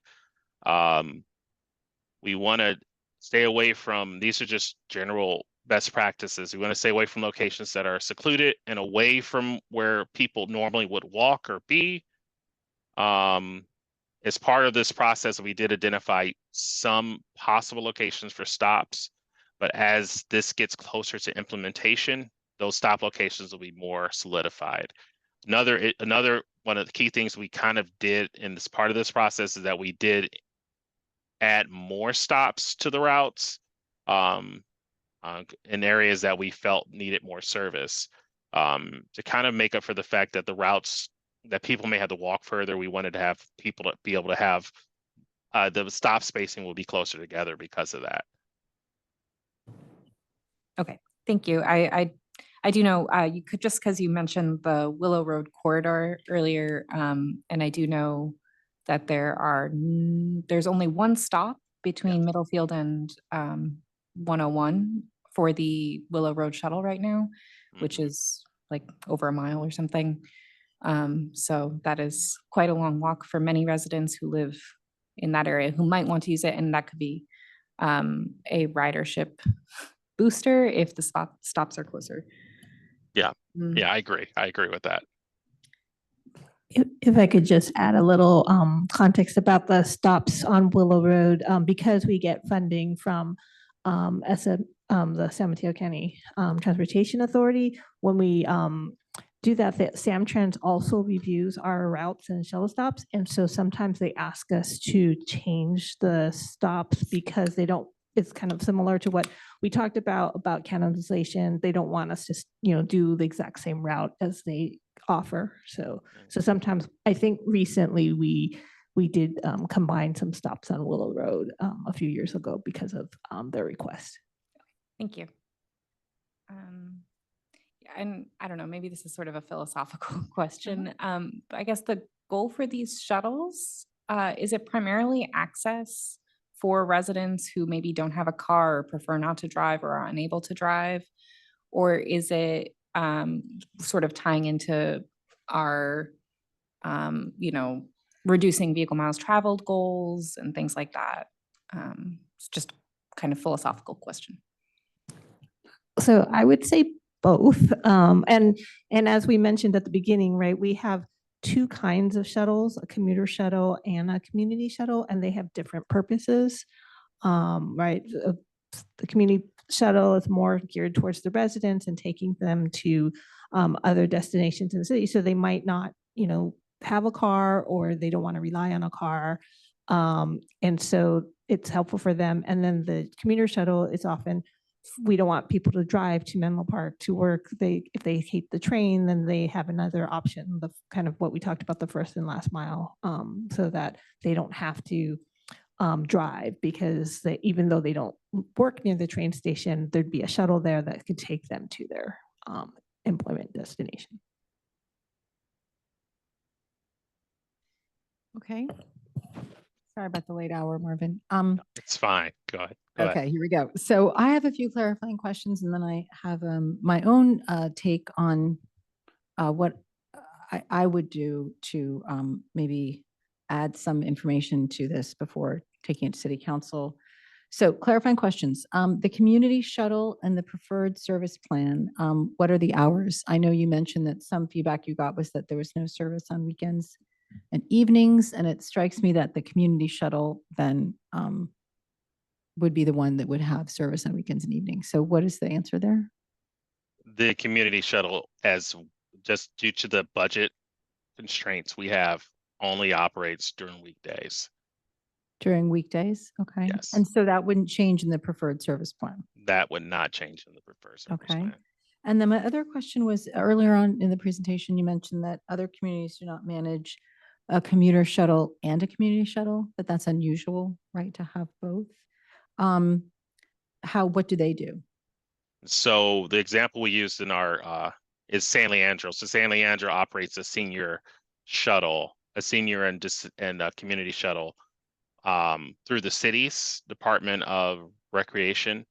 And then they also operate, then the actual TMA of businesses, Born for Businesses in San Leandro operates a link shuttle, which is similar to the commuter shuttle we have here. It connects from BART to those businesses in West San Leandro. So we'll see that as different. In Mountain View, the city of Mountain View has a community shuttle, and then the TMA has a commuter shuttle, and they run multiple programs through that. And so what we see is makes Menlo Park unique is that there's a community shuttle, and then there's a commuter shuttle. They're Both integrated, operated by the city. both operated by the city. Mhm. And when there's a TMA in these towns operating a commuter shuttle, the TMA receives funding from what sources? The TMA could receive funding from a lot of the same funding sources the city does receive funding from, but primarily it's due to a special assessment on those businesses and those properties that are benefiting from the shuttle. Okay. Thank you. Also curious, obviously our shuttle is free. So my question was, in other cities in the Bay Area that you looked at, I had two questions about those cities. What were all the shuttles free? And two, well, no, let me just ask that one question, then I'll ask you the second one. Yes. Yeah, all All the free? shuttles we looked at were free. Okay. So my second question is crosstown. So Athena's question around, what is the public purpose of free shuttles in our towns? Our town, San Leandro, Emerville, however they address it. What is the public purpose? Is it reducing vehicle mileage travel? Does it helping people who don't drive, et cetera? And you had mentioned that the public purpose was partly filling in gaps, right? So that to us implies that the crosstown shuttles are super important because they're filling in gaps of buses going up and down El Camino and, whatever, 101 north, south. Yeah. So is that correct that the other towns that we're being compared to are filling in gaps primarily? Are they filling in gaps? Is that part of their public purpose? And is that commonly understood to be the public purpose of free shuttles, or one of them? And two, is it the crosstown ones that are mostly filling in the gaps of the public transportation system?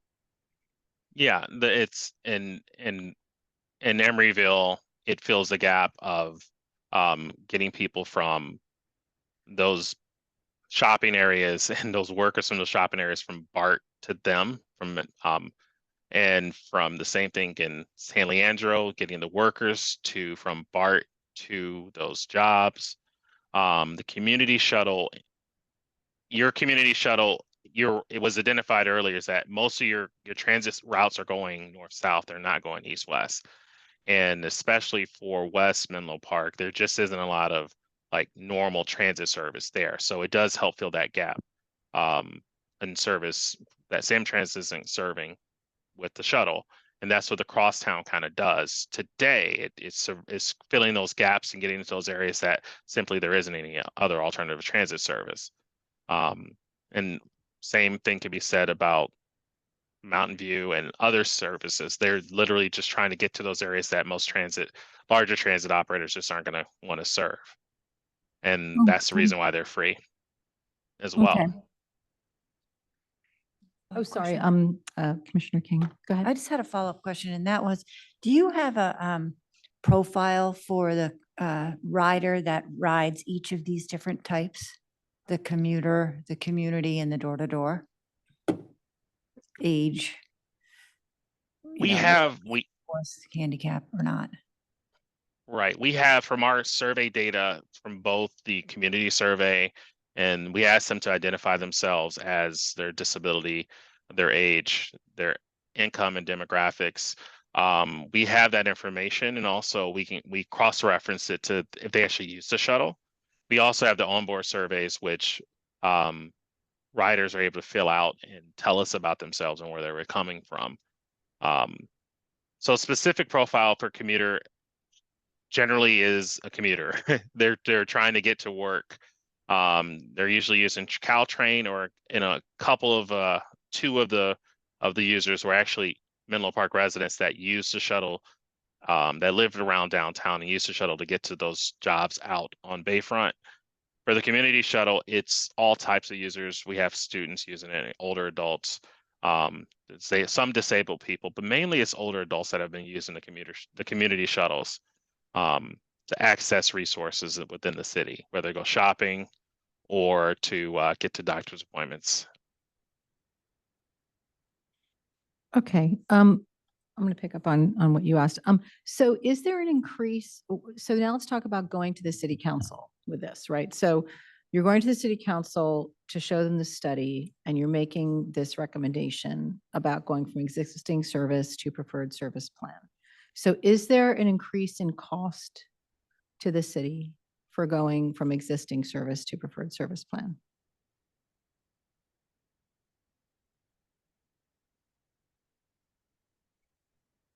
Is that for me or Christiane? I don't know. Anyone? No, as we have, we're not asking the preferred service plan uses the same number of bus hours as the existing service does.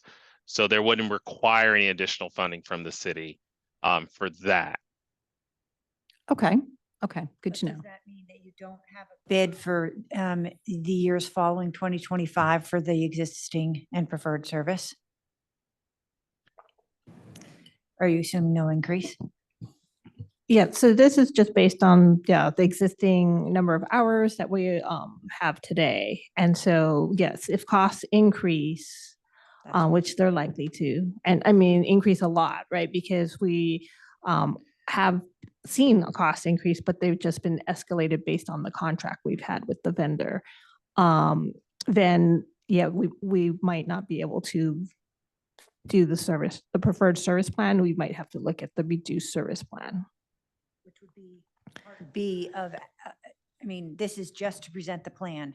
Then you go out and get the bid and the funding, and then you'd come back to city council? How, I mean, like, what's the protocol? Yeah, so though, I mean, there's the contract with the vendor was for 10 years, and so that's expiring now. And so we'll be looking at a new contract, and we don't know yet what the cost will be. So the timing may be that we don't implement this immediately, right? Because we won't know what the costs are. So the idea is just like the framework, do we kind of agree with like the proposal of combining, the commuter shuttle to one and providing two kind of shuttle routes for the community shuttle and going to a TNC service. And then once we know what the costs are, then we can determine, okay, does this mean we need to do the reduced service plan? And then what that might look like. So, and this 10-year contract's being, you said, renewed in February?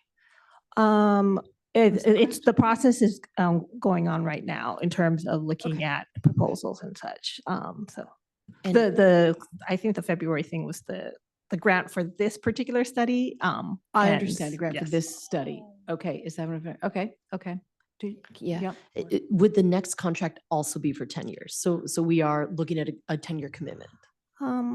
I'm not sure if it was like a shorter time frame and then it got extended to 10 years. I'm not, I wasn't involved in when the contract was first started. So it could be like maybe it was 7 years and then could be extended to up to 10 years. And there's usually like some kind of escalation that's built in, right? That every year they'd get a certain percentage increase. Okay, so tell me if this logic sounds right to you. I'm getting in your shoes for a moment and saying, okay, I'm presenting this to the city council. And I think one of the ways that you might do that is to say, all right, we have a free shuttle. The public purpose for this shuttle is to fill gaps in the transportation network. Other cities have free shuttles that fill these gaps. We also appreciate that our profile of our riders and the people we're benefiting are often students and older people on the community shuttle. So that's sort of the public purpose of the shuttle, and for people who don't have cars and reducing vehicle miles traveled, you establish that point. I do think it's important when you go to city council to provide the statistics and metrics around the number of riders. Obviously, they went down, but like per shuttle, I mean, we had the bar graph showing it was going down, but I think it's important to say per shuttle, here are the number of riders we have, and also the cost per ride, the cost per rider. I think that was something that's really significant to take into consideration when you're considering the program in general, and also the dropping of the community door to door. I just think that's important to share with the council in my opinion. So I think what you've presented to me is kind of an option one, which was, all right, we've agreed that it's free. We've agreed that it serves a public purpose, that we want to continue doing it. So what this pitches to me is we're maintaining the service as is, except for the community door-to-door going away. We've changed the routes substantially based on lots of feedback, which again, I commend you. That's a very complicated process, but we've changed the routes significantly.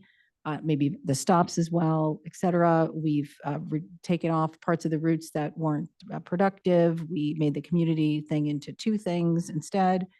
All that was done, the route changes, et cetera. And we think that that will increase ridership. We recommend that you continue this free shuttle.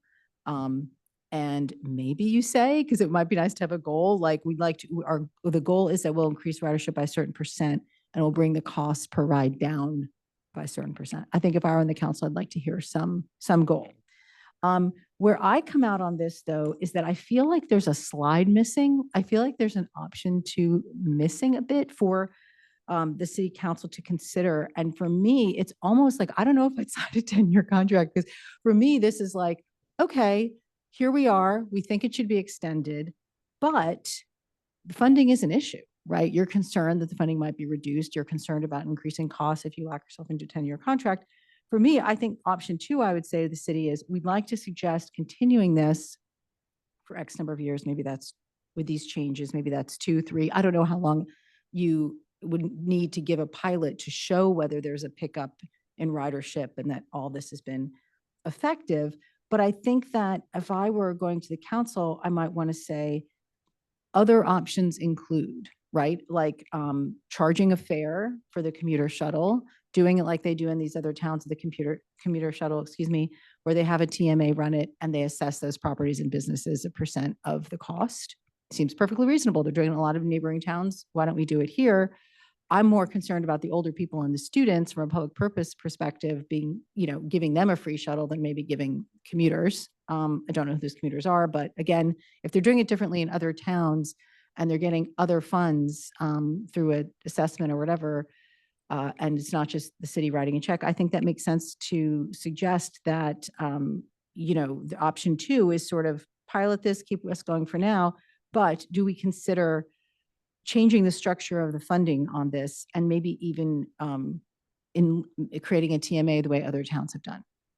It just seems like if other communities have decided that just a free shuttle for everything is difficult to support. And I agree that I think the commuter shuttle is serving a different type of person than the community shuttle. I think funding needs to be looked at. I do. Because again, we don't know what the per cost rider is on for commuter and community, but it really was surprising to hear the shopper shuttle was so high. And I know that the city is operating a deficit this year. So I wouldn't want to, I would want to provide them with it at a minimum if we don't get increased ridership through increased marketing and route changes. We want to say that the next phase 2 or option 2 would be for the city to relook at how it funds this. The other that's my point of view. The other thing I will say is I truly believe that the not having an option for people who have wheelchairs to get a free shuttle is like a deal breaker. To me, that's like who could benefit the most, right, from a free shuttle? A person who has a wheelchair and who lives in a community where Uber is not required, like in San Francisco, to have wheelchair accessible vehicles. So I know, Marvin, that you mentioned that there was a service provided by, I think, Samtrans that Samtrans, yeah. provided door-to-door for wheelchair accessible people, but I would absolutely not feel right going in front of the council without some sort of evidence and research that the folks who were counting on the shopper shuttle, folks with wheelchairs to get around have like other options that will service them at the same level of service. I just don't think I feel comfortable recommending to the city council that I don't think they should continue the shopper shuttle, but I don't think they should leave people who have wheelchairs without free shuttle options. So I'd be curious, Christiane, if you have, or Kevin or Marvin, if you have any thoughts around, I do feel strongly that we haven't. Obviously, you're concerned about costs rising. I understand that, and that would result in reduced service, and that's sort of painful, right? Because you put all this effort into saying how service should be improved, and then you'd have to reduce it. But if you came up with, a phase 2 of this, which is we will evaluate this as a X year pilot, and at the end of it, if we have an increased ridership to the point where we feel like the free shuttle should be continued, we'd like to look at different funding sources to make it more affordable for the city. So that's my point of view. Yeah. I don't know if that makes sense, or you feel that that's something that can be, I mean, Marvin, between Marvin and Christiane, you have a lot of expertise in this area, and you certainly know what other cities like ours do. So I don't think it would require too much work to at least have that other slide that I do feel is missing, which is like, what if we moved off the free shuttle for everyone model? Or what if we sought what other funding structures, what way we could do this that would either charging fares on the commuter shuttle or, doing a TMA that assesses the properties and businesses. There's a couple of different options, but I think it would be good to educate the council on that. So that's my feedback. Yeah, I appreciate that. Great questions. And yeah.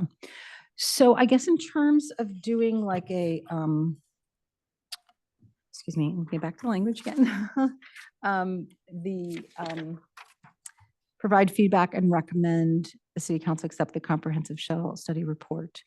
I would be comfortable, we've provided feedback, and I would be comfortable recommending that the city council accept the report. I guess we could make, Kevin, I might need your guidance here. We could make, I don't know if it has to be a contingent on also providing the council with information about number of riders, cost per rider, and also information in the report around other ways that different municipalities fund this that is different than ours. And wheelchairs, and also some more information around either we're going to continue to pick up people with wheelchairs and free shuttles, or we're going to reassure the city council that that service has been provided amply by other people, other entities. But I would either make my motion contingent on those things being included in the report to the council, or we can make a separate motion saying we would like those things to be included. I'm not sure how to go from here, but that's where I stand on it. What are your thoughts, Kevin, about how to frame that? And to that list that you had, I thought was a good list. But I would ask also for complementary things that are going to be done to improve ridership, like marketing, signage, Yes. that would- information, and that's not exactly clear in Right. terms of how that, and I'm sure that it could have a positive effect, Mhm. but that would also, the softer stuff would be a contingency as well.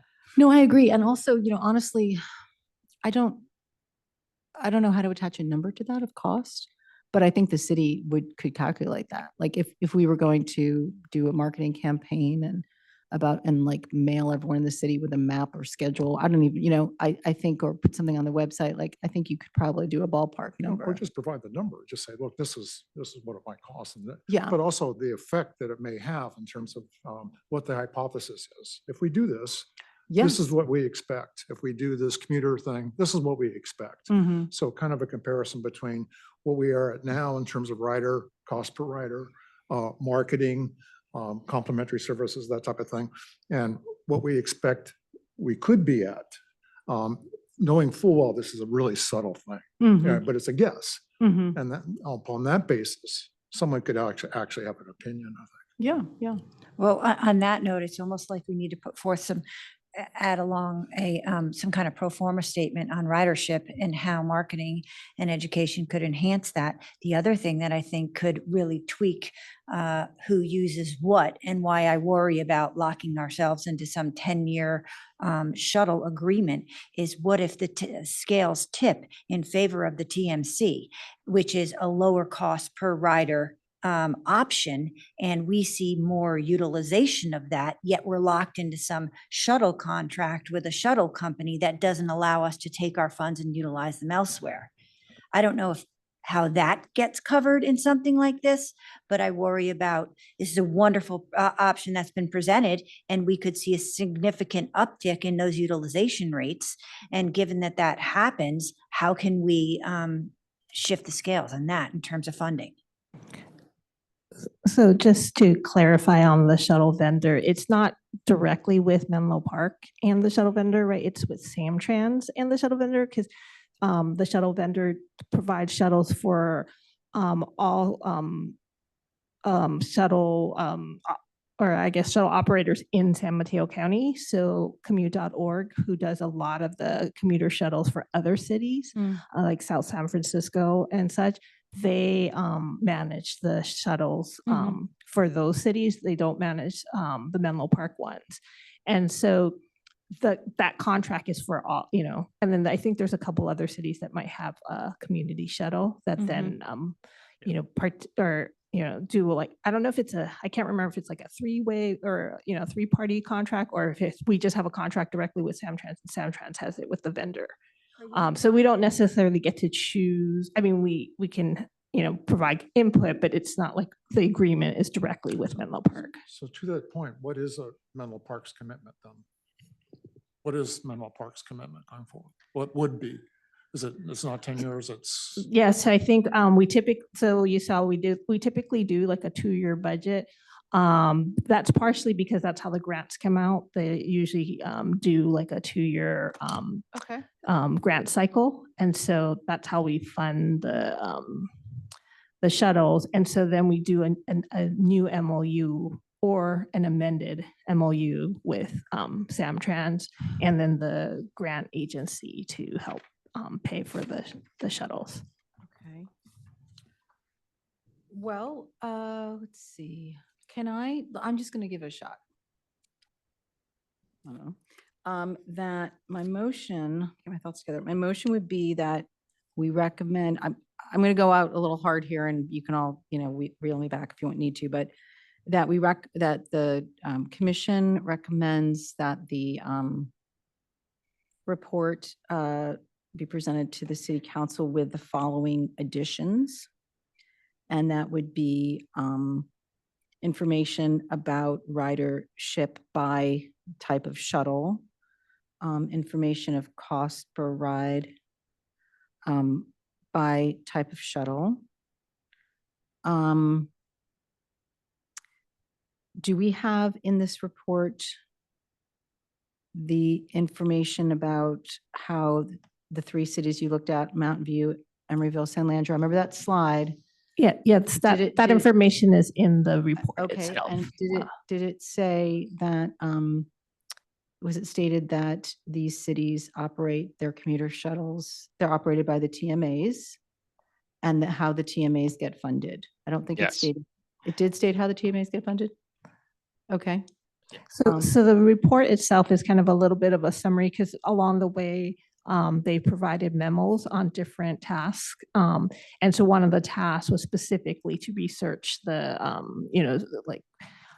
funding opportunities and partnerships. And they looked at the three kind of case studies. studies. And so that's more detail is in the appendix with that memo. And then there's just a summary in the report itself. Well, what would be important to me is that where you mention these other three cities and how they handle this, that it be clear that they're operated by TMAs and the TMAs are funded partly, or I'm not sure, so you're going to have to provide this information, but by an assessment of property owners and businesses to pay for the shuttle. I think that has to be in there. I think we need to show the council that there are potentially other ways to fund this. Because again, and also to be honest, because there is so much information, I think that somewhere in this, and this is just my advice now, this is not a motion, I really think at some point there needs to be a statement that says, we're recommending this preferred service plan because we believe that with these route changes, right, and the increased stops, that we will bring down the costs and bring up ridership. I mean, I think you have to state your purpose of doing this. I think that's not in there. That's my recommendation, that's not part of my motion. However, I do agree with Commissioner Altman. I also would like to add to this motion that there be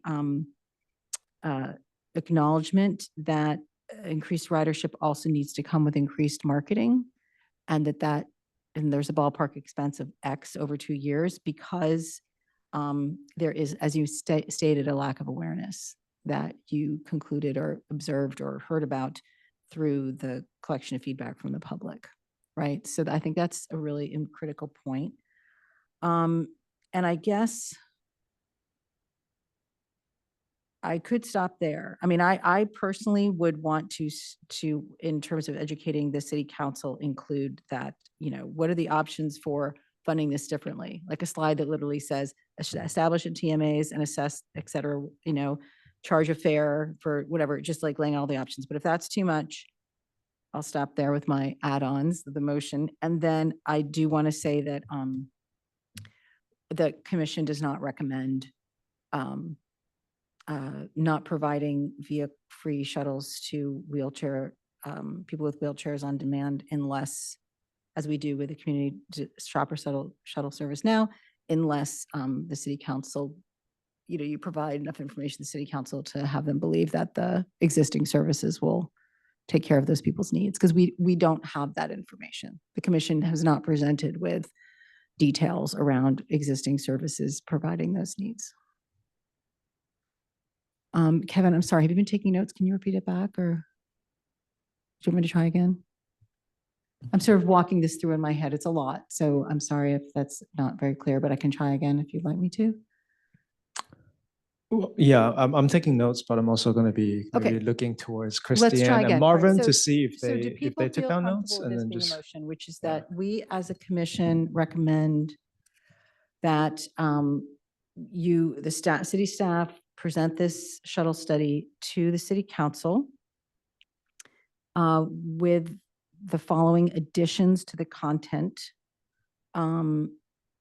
One was the number of riders or the ridership across each category of shuttle and the cost per ride. The intent of these route changes to increase ridership and reduce costs per ride. The acknowledgement that there is a low awareness of the shuttle, so increasing ridership would also require an investment in marketing over the 2-year period, outreach to residents. And also that in the discussion of the 3 cities that were looked at, Mountain View, Emeryville, and San Leandro, it is made very clear that the way they fund their commuter shuttle is by establishing a TMA that is funded by an assessment that is levied on property owners and businesses that benefit from the commuter shuttle. Period. And that the recommendations presented, or the shuttle study presented to the city council, also include information about how residents with wheelchairs will be accommodated with a free on-demand shuttle by other entities if we discontinue that by shutting down the Shoppers shuttle.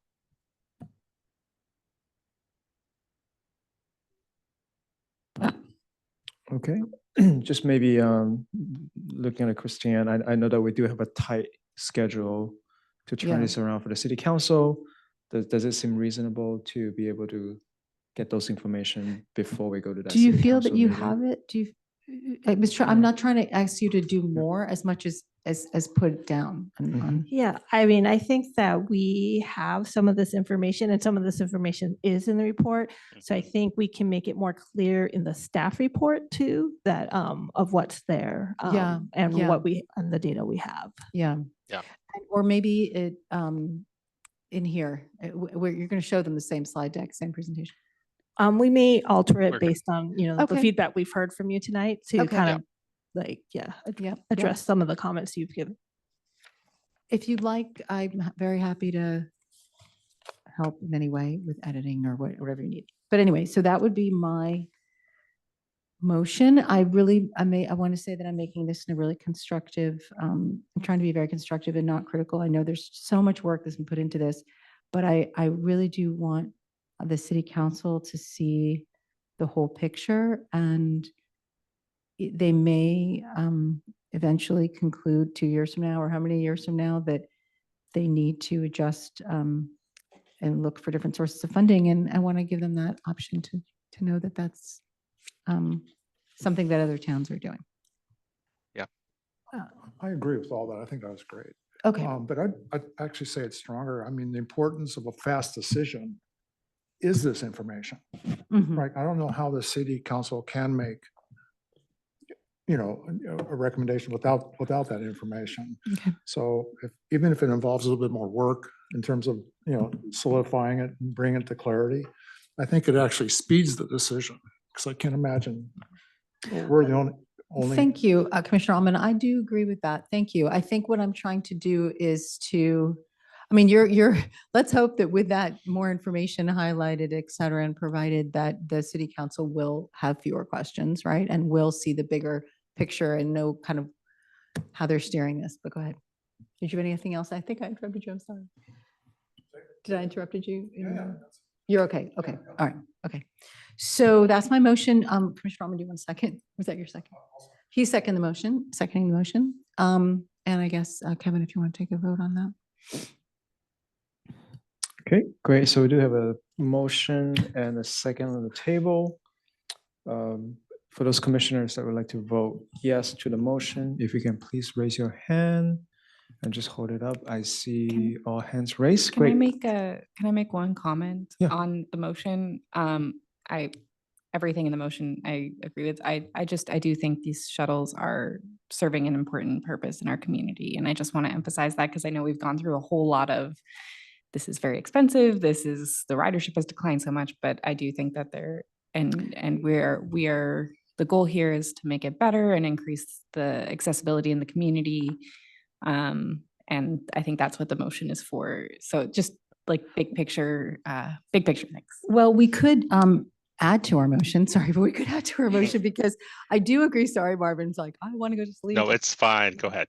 Marvin, I do actually think, I don't think there's any negative in providing, again, I'm going to say a slide at the very beginning that says, this is the public and civic purpose of providing a free shuttle system. You guys know that off the top of your head. You know, I loved that Athena has come back to that because the city council, I want them to be motivated to figure it out, right? Motivated to increase the ridership and make this thing a robust thing that's really helping people. That's what it's there for. That's all the work you've put into it should have that result. So you want to help them believe in it, and other cities are doing it too. So there's clearly a reason. But I would just, slam that home with 4 bullet points, and because it's important, and I really do appreciate Commissioner Araconos bringing that up. So I guess we'll add that to our motion that we recommend that it clearly state the public purpose in a separate slide. It's very specific, but and I don't mean to be so prescriptive, but I do think that this will help with the outcome presentation. All right, then. Well, big thanks to Marvin, big thanks to Christian. And this is a lot of work, and really appreciate your dedication and all the public outreach you did. It's really outstanding. I myself sometimes go to the farmer's market in Menlo Park, and I love seeing those pop-up booths. It is, as we talked about, actually, Marvin, in the presentation before yours, that someone from San Mateo County was saying that they felt that that was one of the most productive ways to do outreach, or just set face-to-face. So thanks for putting that on. Exactly. All right, then. With that, our dear Kevin over there, let us get to the last. Goodness. Okay. Kevin, would you like to? I do not have any informational items. Do you have any informational items? Yeah, I guess we can maybe just take this opportunity to update the commission through F1, which is the update on major project status. Yes, thank you. There's a few things on the list that I would like to update the commission on. So first and foremost, speaking of TA grants, as you all recall, a couple of months ago, we submitted 2 TA, or 3 specifically, but 2 more project-related TA grants. Happy to announce that we were successful with those grants. And then as you might recall, those 2 grants, one was for the installation of 2 intersection improvements, one at Oak Knoll, one at Sharon and East Ridge. So those are safe route to school locations where we're making intersection improvements at those 2 locations. And then the other grant was both the design and construction grant for the Santa Cruz Avenue and Sand Hill one. That's excellent. Yeah, so a lot of work. Congratulations. Yeah, a lot of work will obviously of have to work. go into that, but happy to announce that we were successful in getting those 2 grants. Excellent. Yep. Kevin, can you speak to a timeline on that? I think parents at both schools would be very interested in having any sort of a timeline or estimation if you have it. For the Santa Cruz one or for the other one? Both Oak Knoll parents Both. and Hillview parents. I'm Yeah, thinking. we can certainly get into that for sure. Yeah. That's really, congratulations. Yeah, no, thank you. Yeah, definitely a lot of hard work. Big thanks to Matthew, who is no longer with us, obviously, you, but Matthew. I mean, no longer with us because move on to other agencies or other endeavors. Neelam Park parking construction. I think I mentioned yes, that a couple of yes. times. So we're testing out our very first backing angle parking. Construction was done last Tuesday. So November the 5th, I was out there for the next few days. To no one's surprise, the first couple of days was a little rough. The other 2, and then the following 2 days, excuse me, was a little bit more. I think people were kind of recognizing what's going on, and I think they were doing the right thing. We'll continue to monitor that particular location. As you all know, this is a pilot. As Yeah. part of the Middle Avenue project. Mhm. Our goal is eventually to be able to conduct a survey to ask the patrons and folks that use that parking area and the park, how likely they want to continue that pilot either as a permanent or maybe revert back to what was there before. So I think really the main goal here is to, as a pilot, we want to kind of test it out and then Mhm. see how receptive it is to the general public.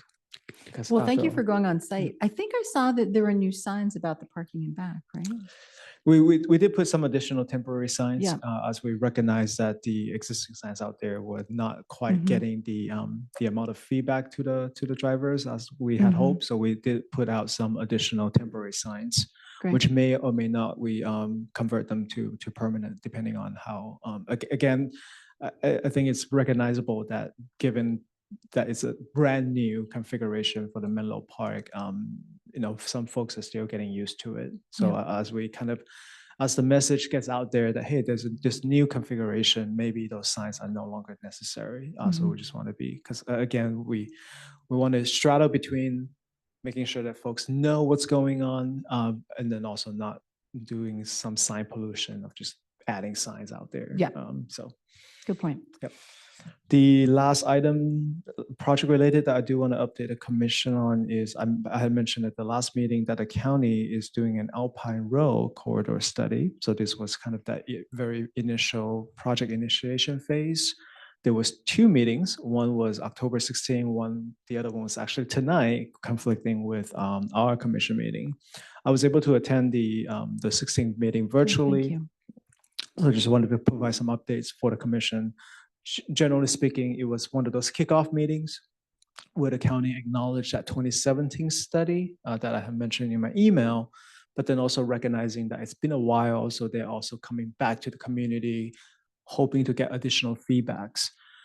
In addition to some of those like isolated location recommendations that they're looking for example, how we want to treat some parking areas near a trail, or maybe how we want to treat this particular bus stop. The main takeaway is a proposed improvement for 4 specific intersections. The 2 locations on Alpine that are for the 280 interchange, and then 2 more intersections, one at La Mesa Drive and one at La Quest Drive. Yeah, They're yeah. both more kind of toward the Ladera, yeah. Patola Valley area. But the initial recommendation to the general public was whether or not there's a desire to signalize those 4 locations or making them into roundabouts. So, yeah, well, because some of the spacing does Very allow that to interesting. happen. Yeah, so I Uh-huh. think that was kind of that opening dialogue of Yeah. getting that feedback from the community. Very good. So we'll see how the general public goes. This, like I mentioned, this is kind of step 1 of many steps in terms of even public outreach. So it'll be kind of interesting to see how that proposal will evolve over time. I think one of the key concerns, at least I heard from the meeting, was, there's generally a desire to let's do some ped and bike improvements along the corridor, but also crossing Alpine if possible. So what does that mean in terms of the timeline if we have to also consider signalizing or maybe making a roundabout? Because as we all know, that's going to be taking a longer timeline. So I think there's going to be that conversation as well of like, what can we do now, and now being kind of the next 2 to 5 years versus something that maybe it will take a little bit longer as well. So That's to an be excellent continued. summary. That's an excellent summary. Really appreciate that. I was curious about how that meeting went, partly because, and roundabouts is an interesting proposal because so many bikers. So I'm curious how they would channel the bikers through the roundabouts. Yeah, no, that's definitely one of the main concerns with roundabouts. It's, if you have enough real estate, you could potentially have a dedicated bike lane through that roundabout. Yes. However, as we all know, roundabouts take up a lot of room, and a lot of times we just don't have that right away. Yeah. So, it'd be interesting to kind of see how that evolves over time. 2 events I do want to kind of just bring to your attention. The City Hall, due to the Thanksgiving will be closed through the Thanksgiving closure. And for us, that means Wednesday, November 27th to Friday, November 29th. So if you intend to have conduct any city business, do note that those days will be closed. There's also going to be the annual tree lighting event. December 6th, it's a Friday from 5:30 to 7:30. It'll be at the Fremont Park. I think this is our 2nd or 3rd year doing a tree lighting at Fremont Park. It used to be the one, I think that you'll probably see the one on El Camino near Ravenswood. Oh, That one yeah. always gets lights. And then Yeah, there's always uh-huh. another one on Willow near Newbridge, right in front of I don't know. backyard. There's also that big tree with lights as Oh, well. neat. But the official event will be the one at Fremont Park. So that concludes I'll see you my update. there, Kevin. Wish you a happy holiday. Okay, so we will respect your Thanksgiving break for sure. All right, thank you for that. Do you have anything under tentative, F2 tentative complete streets commission agenda? Nothing. All right then. And we're going to skip, I'm going to decide by fiat to skip committee, subcommittee reports and adjourn. Okay, if no one has any objections, we adjourned this meeting at 9:25 PM. Thank you. Thank you everyone for your time and service.